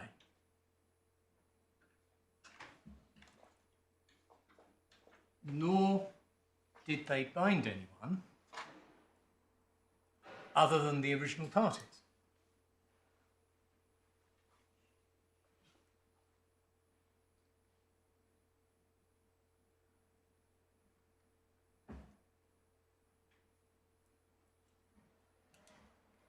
And so, when those original parties die or convey the land on to someone else, that next person becomes an adverse possessor of both the surface and the subsurface as one undifferentiated thing.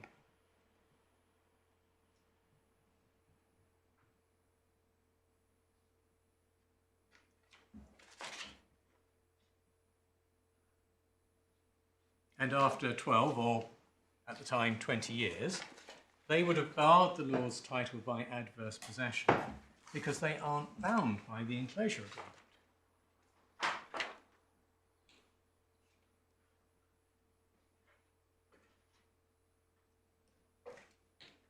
And it's now common ground that exactly that happened with all the other C-type places.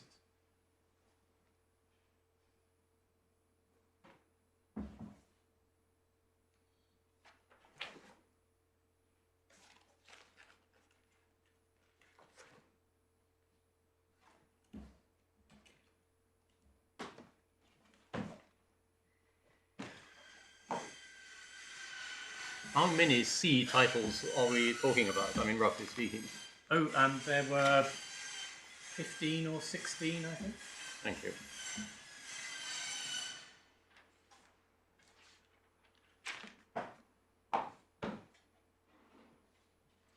B stopped at, the B title was 12, the D title started at 37, everything in between was a C title.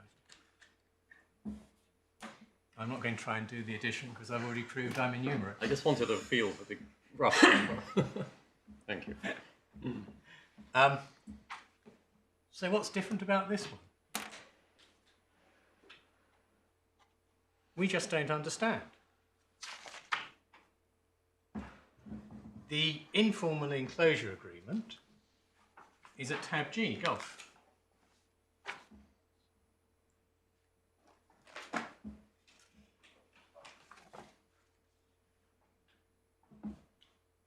Made with Earl Vane in 1857. That's the contractual license.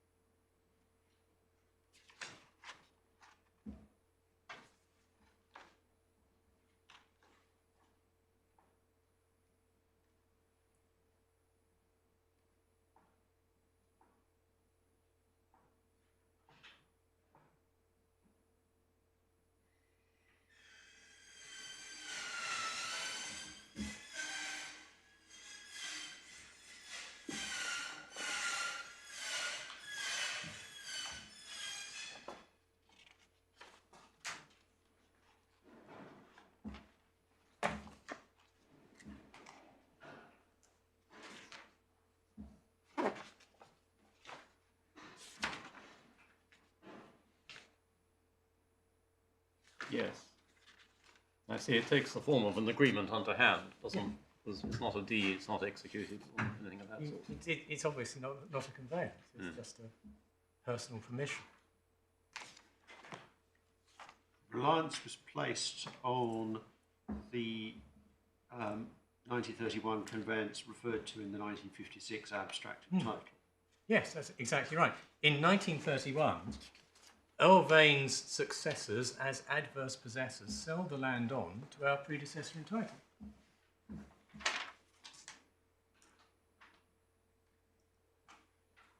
So by 1931, they've acquired the estate's fee simple in this land by adverse possession. And they sell it on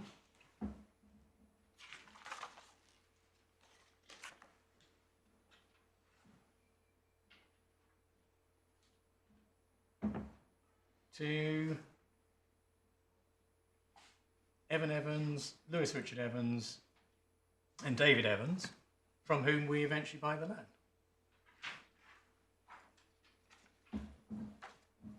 And there's an exception in that conveyance from the title which the Londonderry family have acquired by adverse possession. And that's at page 245.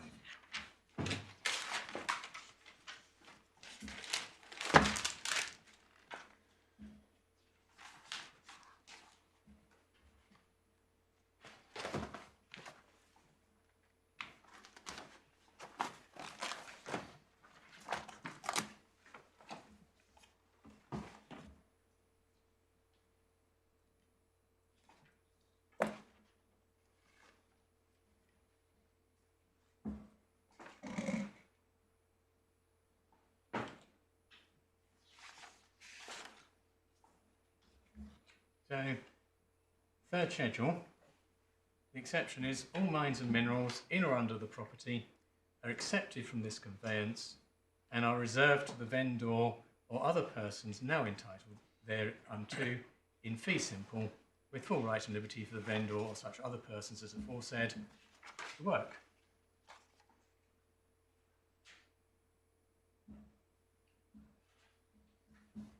How does that get an exception back to the person from whom this land has been acquired by adverse possession?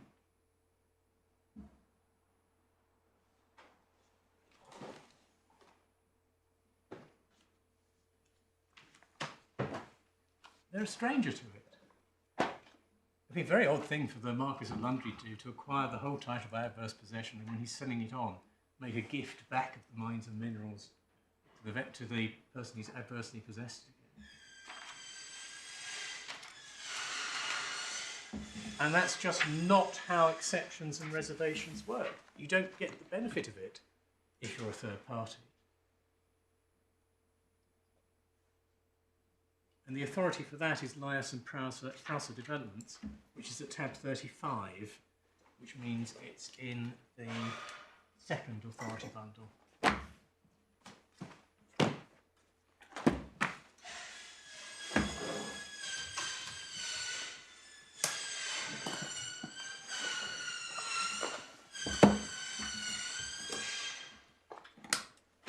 This is a decision of Mr. Justice Dillon. The decision itself is controversial. The passage I'm going to take you to is not, because it was approved by this court in Ashburn, Anstolt and Arnold. The passage I'm going to take you to is at 1051.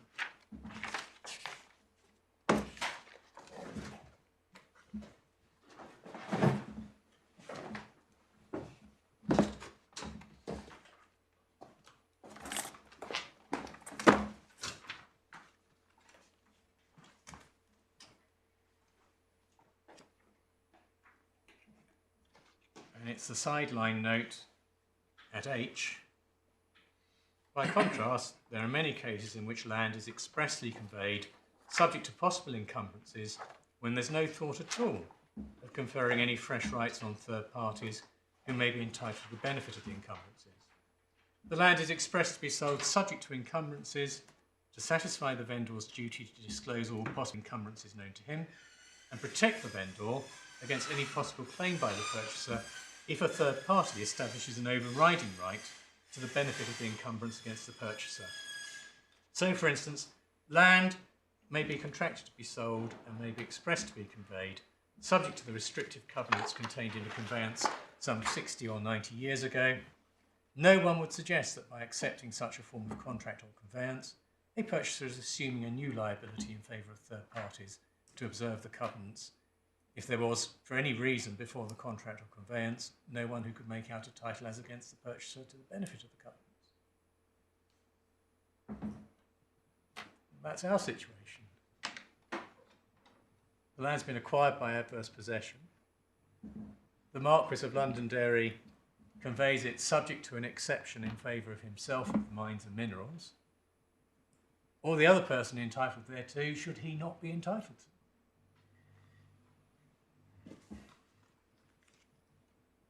Doesn't mean that he's giving them back, conveying them back to the Winstay estate. Winstay estate isn't a party to this conveyance.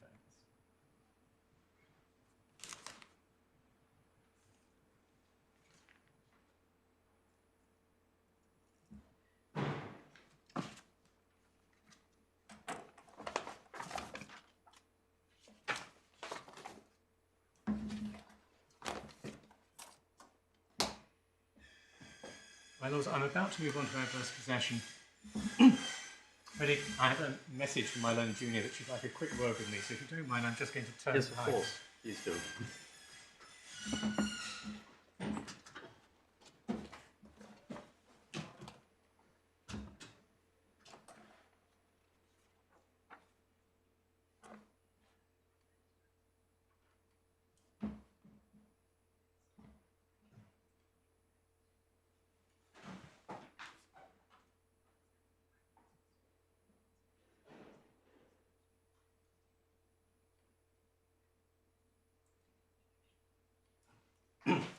My lord, the point I'm reminded of is that C17 was expressly pleaded as a C-type claim.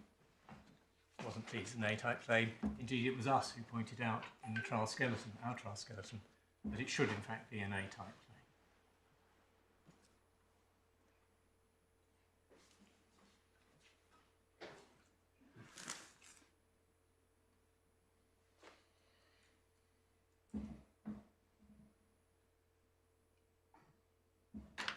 Thank you.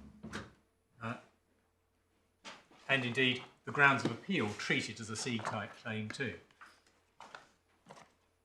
They say it's a C-type claim, it isn't, it's an A-type claim if anything. I'm moving on to adverse possession. I'm going to give you 8 propositions in due course, which we say, will help make clear why the judge was right on adverse possession. The first proposition is you do not need to believe that you are interfering with anyone's rights in order to be in possession of land.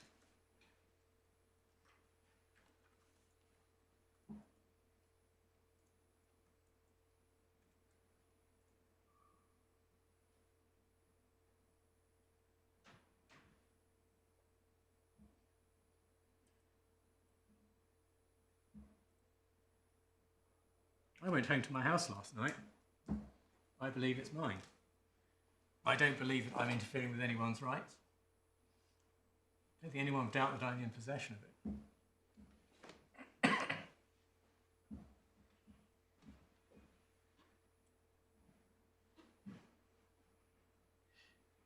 And just to make good the point that that's not merely common sense but authority, if you go to Pye and Graham, which is in Authority Bundle 3 at tab 47, Lord Hope says something to that effect.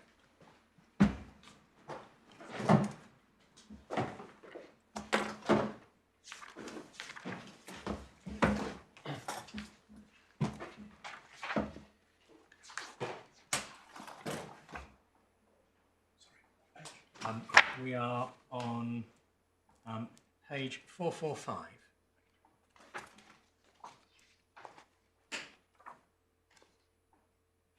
And perhaps, my lords, I could just ask you to read to yourselves the sidelined paragraphs 70 and 71, which are a very pithy explanation of the principle.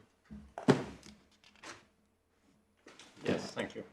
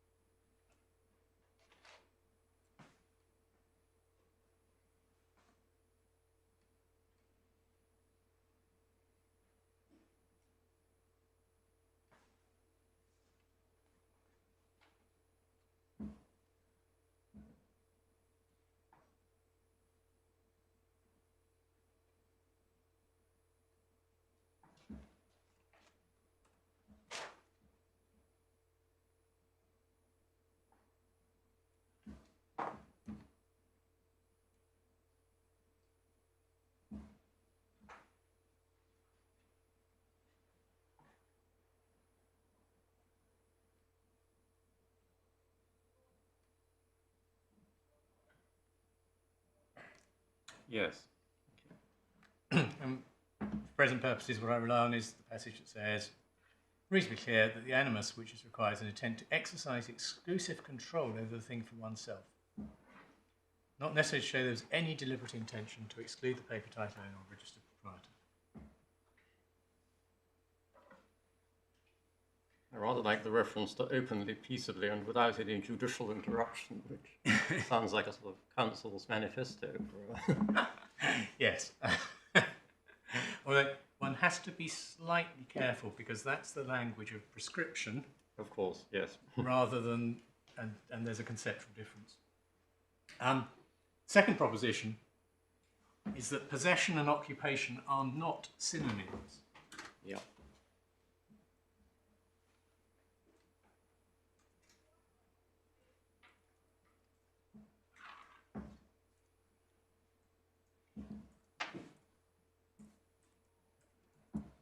If I empty my house, move out, lock it up, I'm still in possession of it, even though it's unoccupied, because I have the key and no one else does.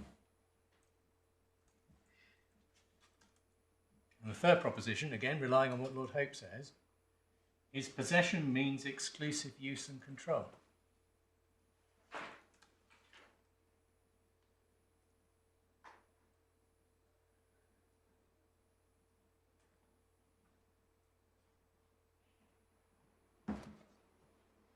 Now, it's true that when you are dealing with land, that is very often manifested by occupation. But it need not be. My last example, locking up the house, locking out the world, that's good enough. I have exclusive use and control even though I'm not in occupation. And the land isn't always capable of being occupied, in which case it's possessed by receipt of rent and profit.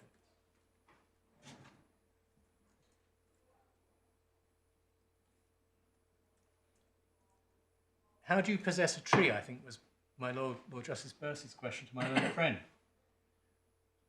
Not by occupying it, you can't occupy it. You possess it by taking its fruit, cutting the branches and stopping anyone else climbing it.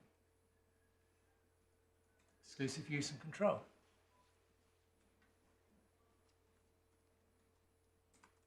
How, for that matter, do I possess a book or a copyright? You can't occupy a copyright.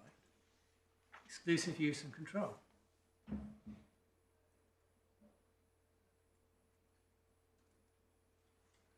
And it's worth mentioning that land in the Limitation Act is defined as including a tithe or a rent charge. You can't occupy a tithe or a rent charge. You can receive it. Well, you can't receive a tithe anymore because they've all been extinguished, but you can receive a rent charge.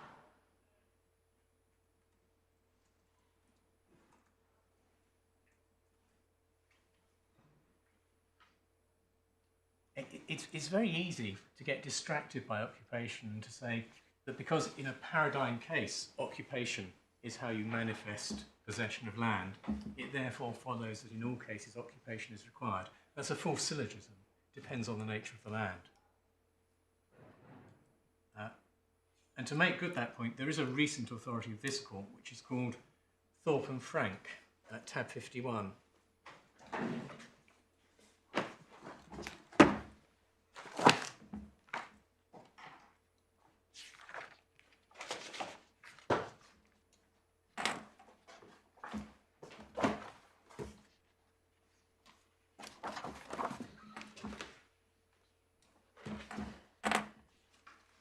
If you go to the last page of Falk and Frank, you'll find a photograph that explains the case much better than the lawyers could.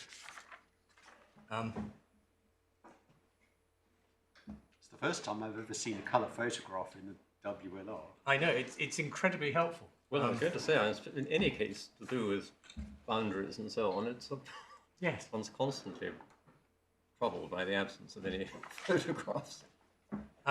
You can see a paved area in front of the bungalow with a car on it. Yes. If you go back to 2 pages, there's a plan which shows you the area that was allegedly adversely possessed being a triangle of that paved area.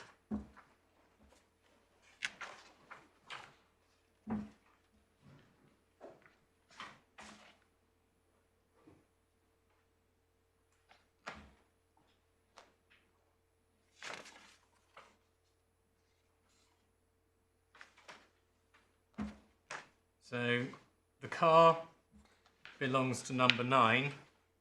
Number 9 put down the paving, but not the fence at that time. And the shaded triangle belonged to number 8. And the question was whether, by putting down the paving, number 9 had acquired adverse possession of that shaded triangle from number 8. And the dispute happens when number 9 puts up the fence, you can see. Before that, you could just walk over the triangle.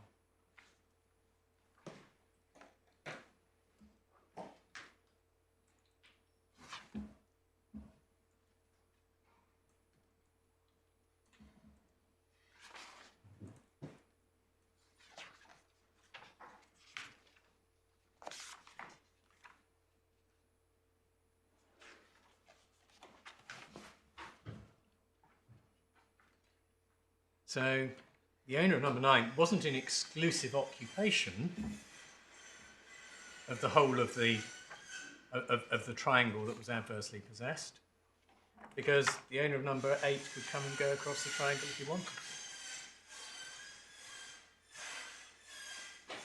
The question, though, was, had what had been done by laying the paving sufficiently demonstrated an intention to possess, even though there wasn't exclusive occupation, there was possession.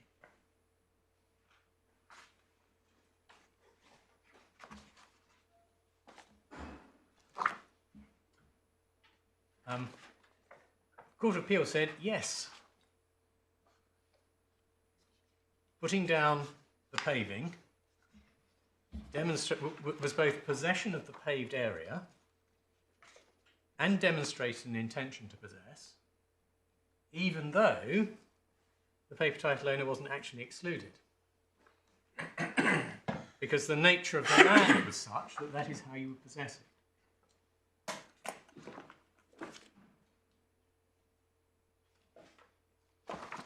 And now I'm going to do something which I thought I would never do in this court, or any court, and that is cite something in the judgment that is definitely not an authority, Could you please go to 6229?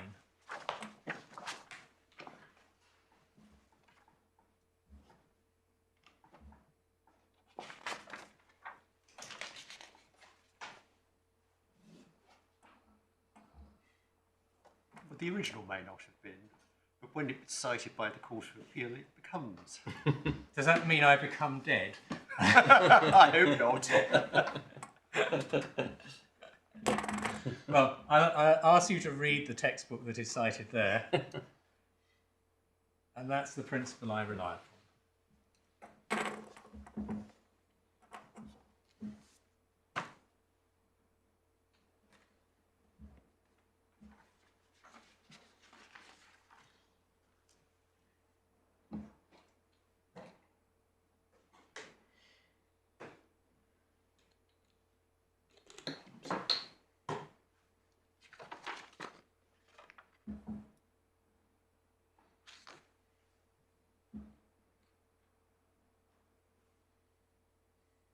The point is, the nature of the land determines what you have to do to be in possession of it, and that is not necessarily occupation.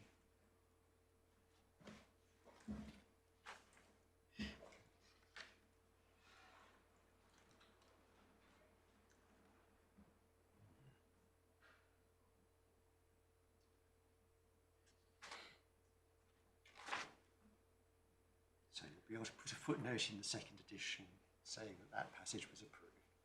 The trauma of writing a textbook means it's very unlikely there'll be another edition, my lord. And I would also have to put in all the footnotes for the passages that have been disapproved.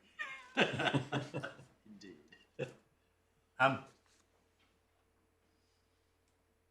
Fourth proposition is that the line between persistent trespass and possession is a question of fact.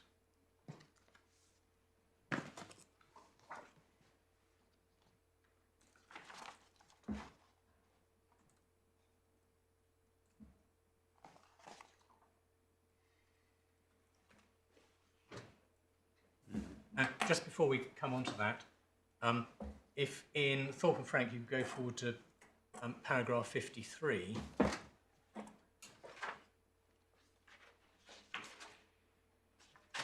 the importance of individual facts is stressed there.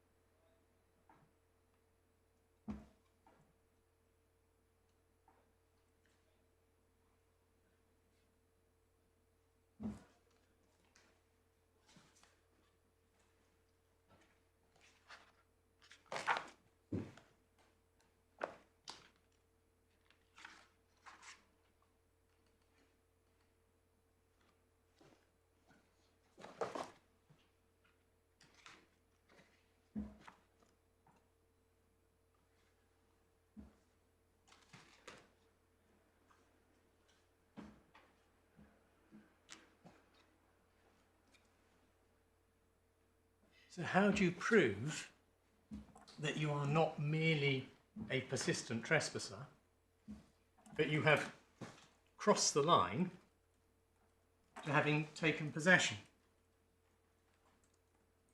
Well, Lord Hutton gave the bar a huge hint about how to do that in his speech in Pye and Graham.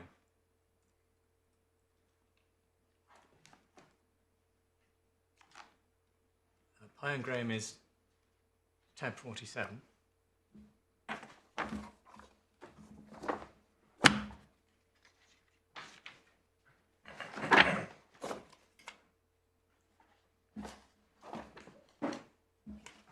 And if you can go forward to 447 in Pye and Graham, which is Lord Hutton's speech.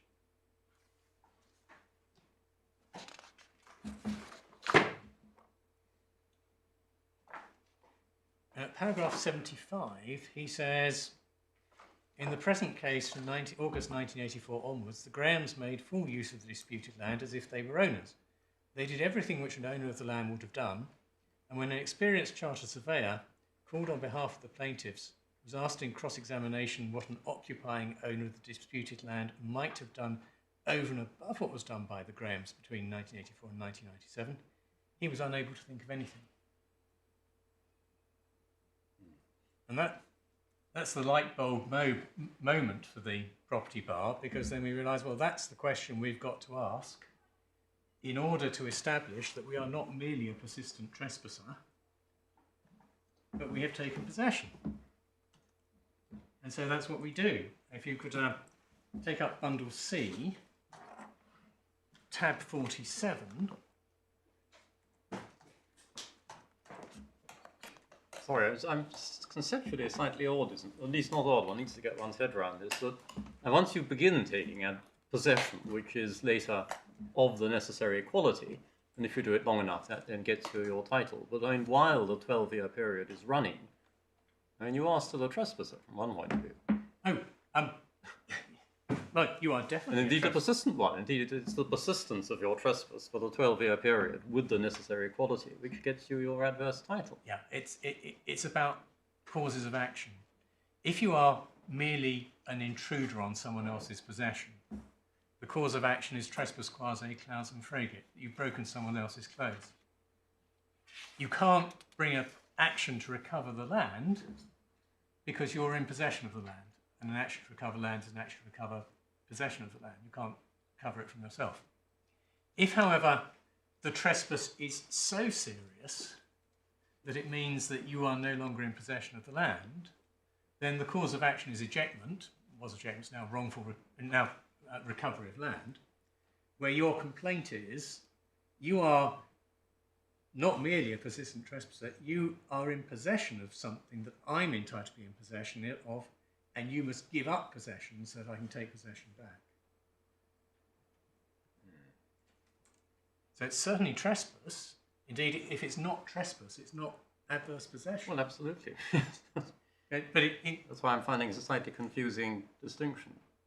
Um, The whole essence of adverse possession is persistent trespass. Well- But a sort of plus, so to speak. well, that's it. It's persistent trespass plus.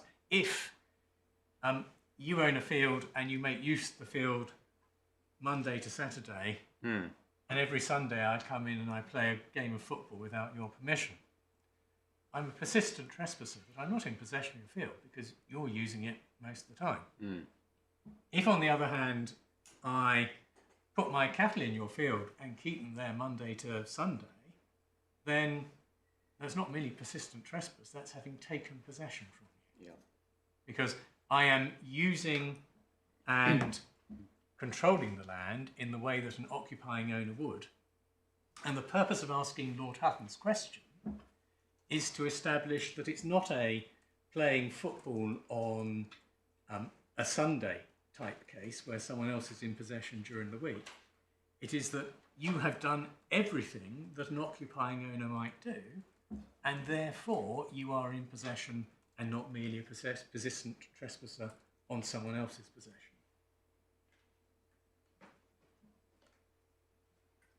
It's the not merely, isn't it? I mean, what's possibly might be critical wrong with your proposition 4 is it's not a line between persistent trespass and possession. It's the thing which characterises what takes persistent possession to also have the extra quality. Sorry, persistent trespass to also have that extra quality. Yeah, but perhaps. I mean, I'm not asking you to rewrite your proposition, but that's the difference. There's a line between intruding on someone else's possession, which you might label persistent trespass or you might not, and taking possession yourself. And the purpose of asking the question is to establish that you have taken possession yourself because you are using it in all the ways that an occupying owner might use it. Does it have to be all the ways, or is it just, again, a question of fact and degree as to whether you're using it in a sufficient enough ways to tip one over, bring one over the boundary line?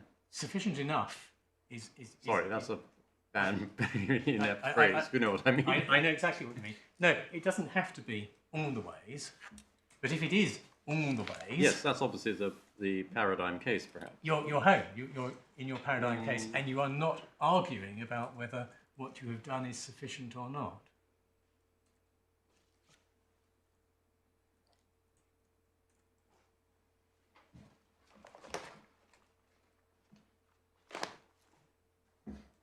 But that gets us on to the point that Mr. Moran relied upon, which is equivocal acts are not enough, which is paragraph 76 of your claim. Yes, but if you are using it in all the ways that an occupying owner would use it, your actions are not equivocal.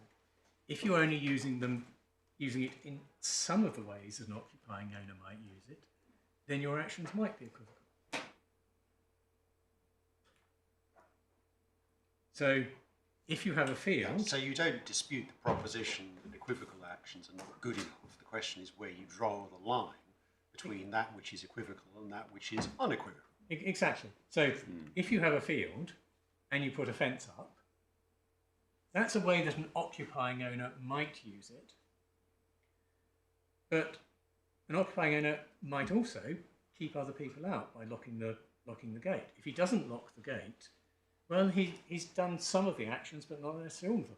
If, on the other hand, he locks everyone out, then he is using the field in all the ways in which an occupying owner might use it, and he's in possession. It's not equivocal.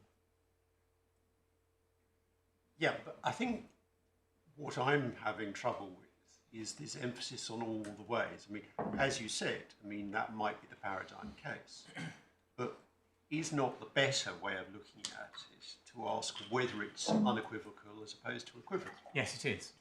But the only reason I'm doing this is because mine is the paradigm case, because I got the answer I wanted. Right. Well, that's very refreshingly frank. If you go, So now you're going to show us the answer. now I'm going to show you The the answer. triumphant piece of cross-examination. Well, I didn't think of it. All I did was parrot what Lord Hutton said. I'm putting your deck as well. I've got to pause that. But if you go to volume C, tab 47,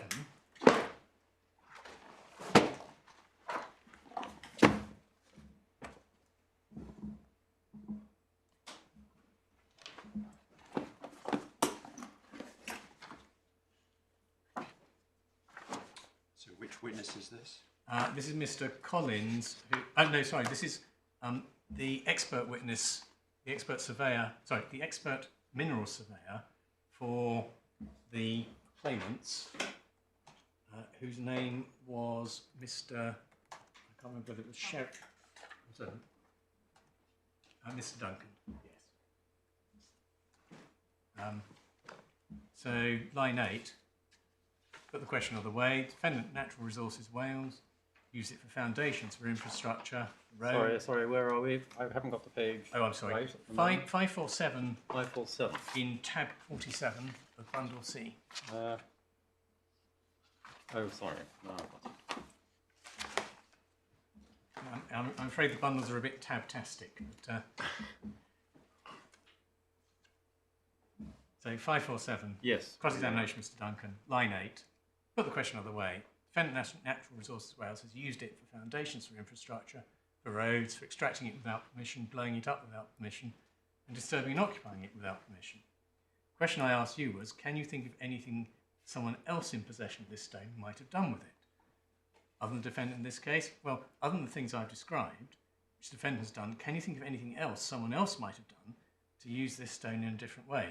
Well, yes, I mean, this stone could equally be suitable for use in agricultural tracts, gateway entrances, for constructing drainable channels, small weirs, buildings for mining, etc.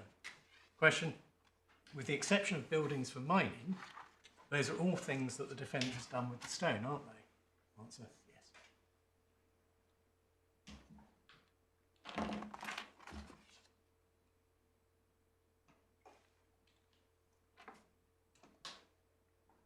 So apart from mining, which no one has done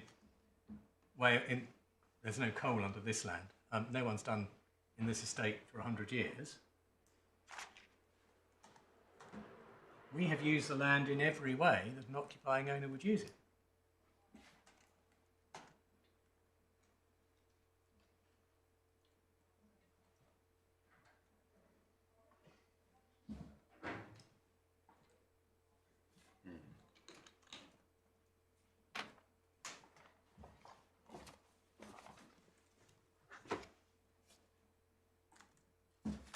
So the judge was perfectly entitled to conclude on the evidence that we were in possession of the mudstone. Well, that anticipates the question I was just about to ask, because you didn't use all of the land. I mean, as you just accepted. I mean, there's no question of coal mining here. But as I understand it, the judge made a limited finding of adverse possession, which covers that which is in dispute. Yeah, that's going to be my proposition 7, and I'll explain exactly what I have to say about that in due course. I haven't lost sight of it. Right. But because there is a logical progression, I'm just going to deal shortly with my propositions 5 and 6 before I come to that, if I may. Fine. Proposition 5 is the future intentions of the paper title owner are irrelevant.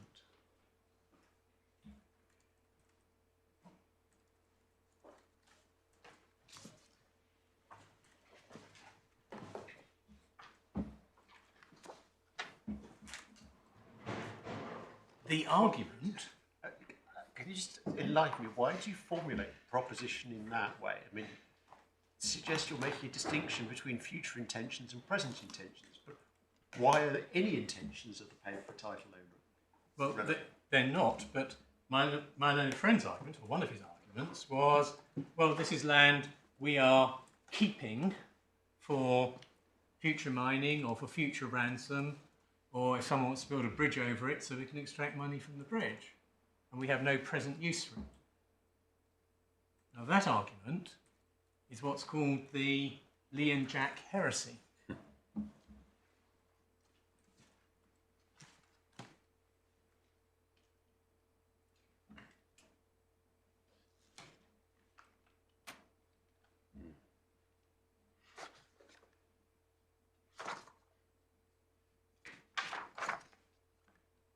Was that rather tied up with the sort of fictitious license that used to be implied in the cases to do anything that wasn't inconsistent with your present intentions for the land? Exactly.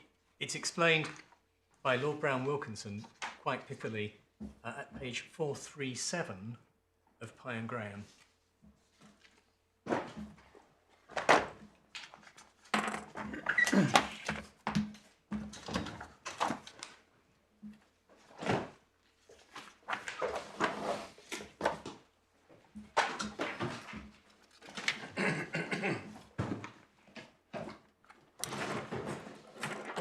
Pye and Graham is at tab 4747, bundle 3.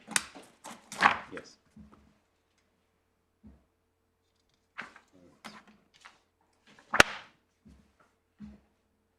And it's the last line, starts at the last line, or the penultimate line on 437.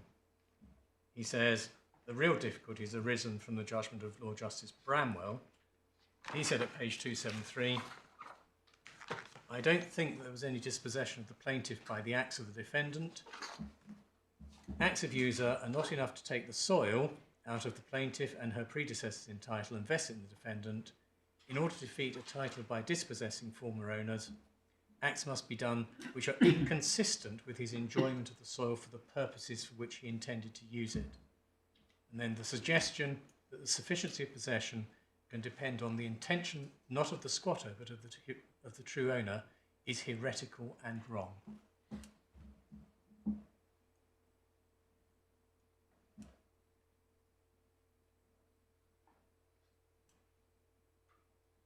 And then picking it up at letter C, the sentence 2 lines down that begins halfway across the page, the highest it can be put.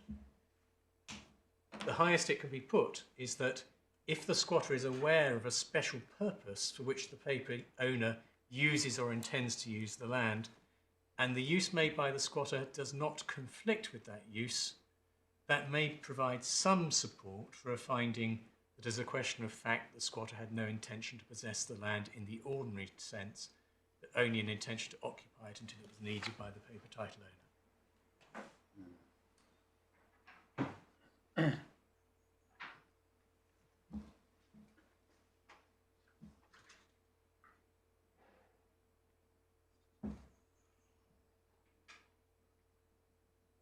So the fact that the Winstead estate did not want to do any mining, and the fact that they did not want to extract this valueless mudstone themselves, and the fact that they might have only been intending to keep it in order to ransom surface occupiers, has absolutely no relevance to the question whether title has been acquired by adverse possession. Well, I think the point was slightly argued the other way around, which was, I think the argument was to the effect that given the nature of what one was talking about, namely something under the surface of the land,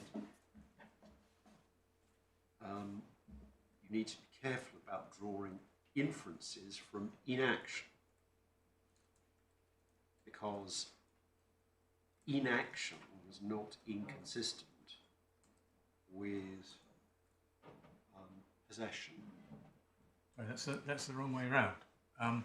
The inaction of the paper title owner is irrelevant to the question of whether the squatter has acquired possession. Doesn't matter what he intends to do. Doesn't matter whether he wants the land or not. It is heretical and wrong to suggest that the acts done by the squatter must be inconsistent with what the paper title owner intends to use the land for. If the land's empty, if the paper title owner is not using the land, he's not using the land full stop, and that's an end of the matter.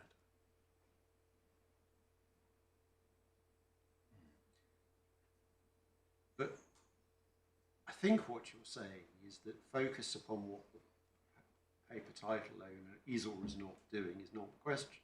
The question is rather, what is the squatter doing? Yes, that's exactly right. Because focusing on what the paper title is doing or wants to do is the Lee and Jack heresy. Yeah. And the thing we're concentrating on as the object of the alleged possession is what, the mudstone quay bedrock? Or, I mean, that seems to be the way it's now put, is it? It's well, I mean, I think it was put more widely than that, or at least I'm not sure whether it was, but it's the stratum of land below the surface which consists of mudstone. Now, there might be interesting questions about whether, if there were coal underneath the mudstone, we'd adversely possess the coal or not. But frankly, they don't arise because we don't care. We're not claiming to have possessed any coal that might be under the mudstone. Indeed, we're not claiming to have possessed anything of value that might be under the mudstone. What we have possessed is the mudstone stratum. I see you're keen to get me onto my Proposition 7, which that is. So I'm going to give you, just before lunch, my Proposition 6 and Proposition 7, and then I'll explain them after the short adjournment. So Proposition 6 is very short. The extent of the land possessed by someone is a question of fact too.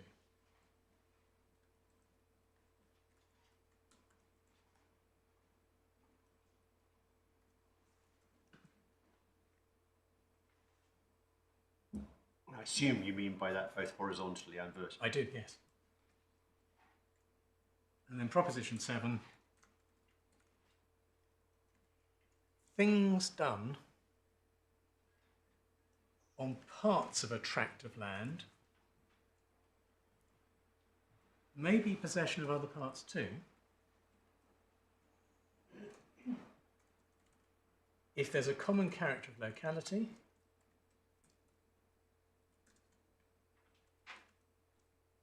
but only if you have demonstrated an intention to take possession of those other parts too.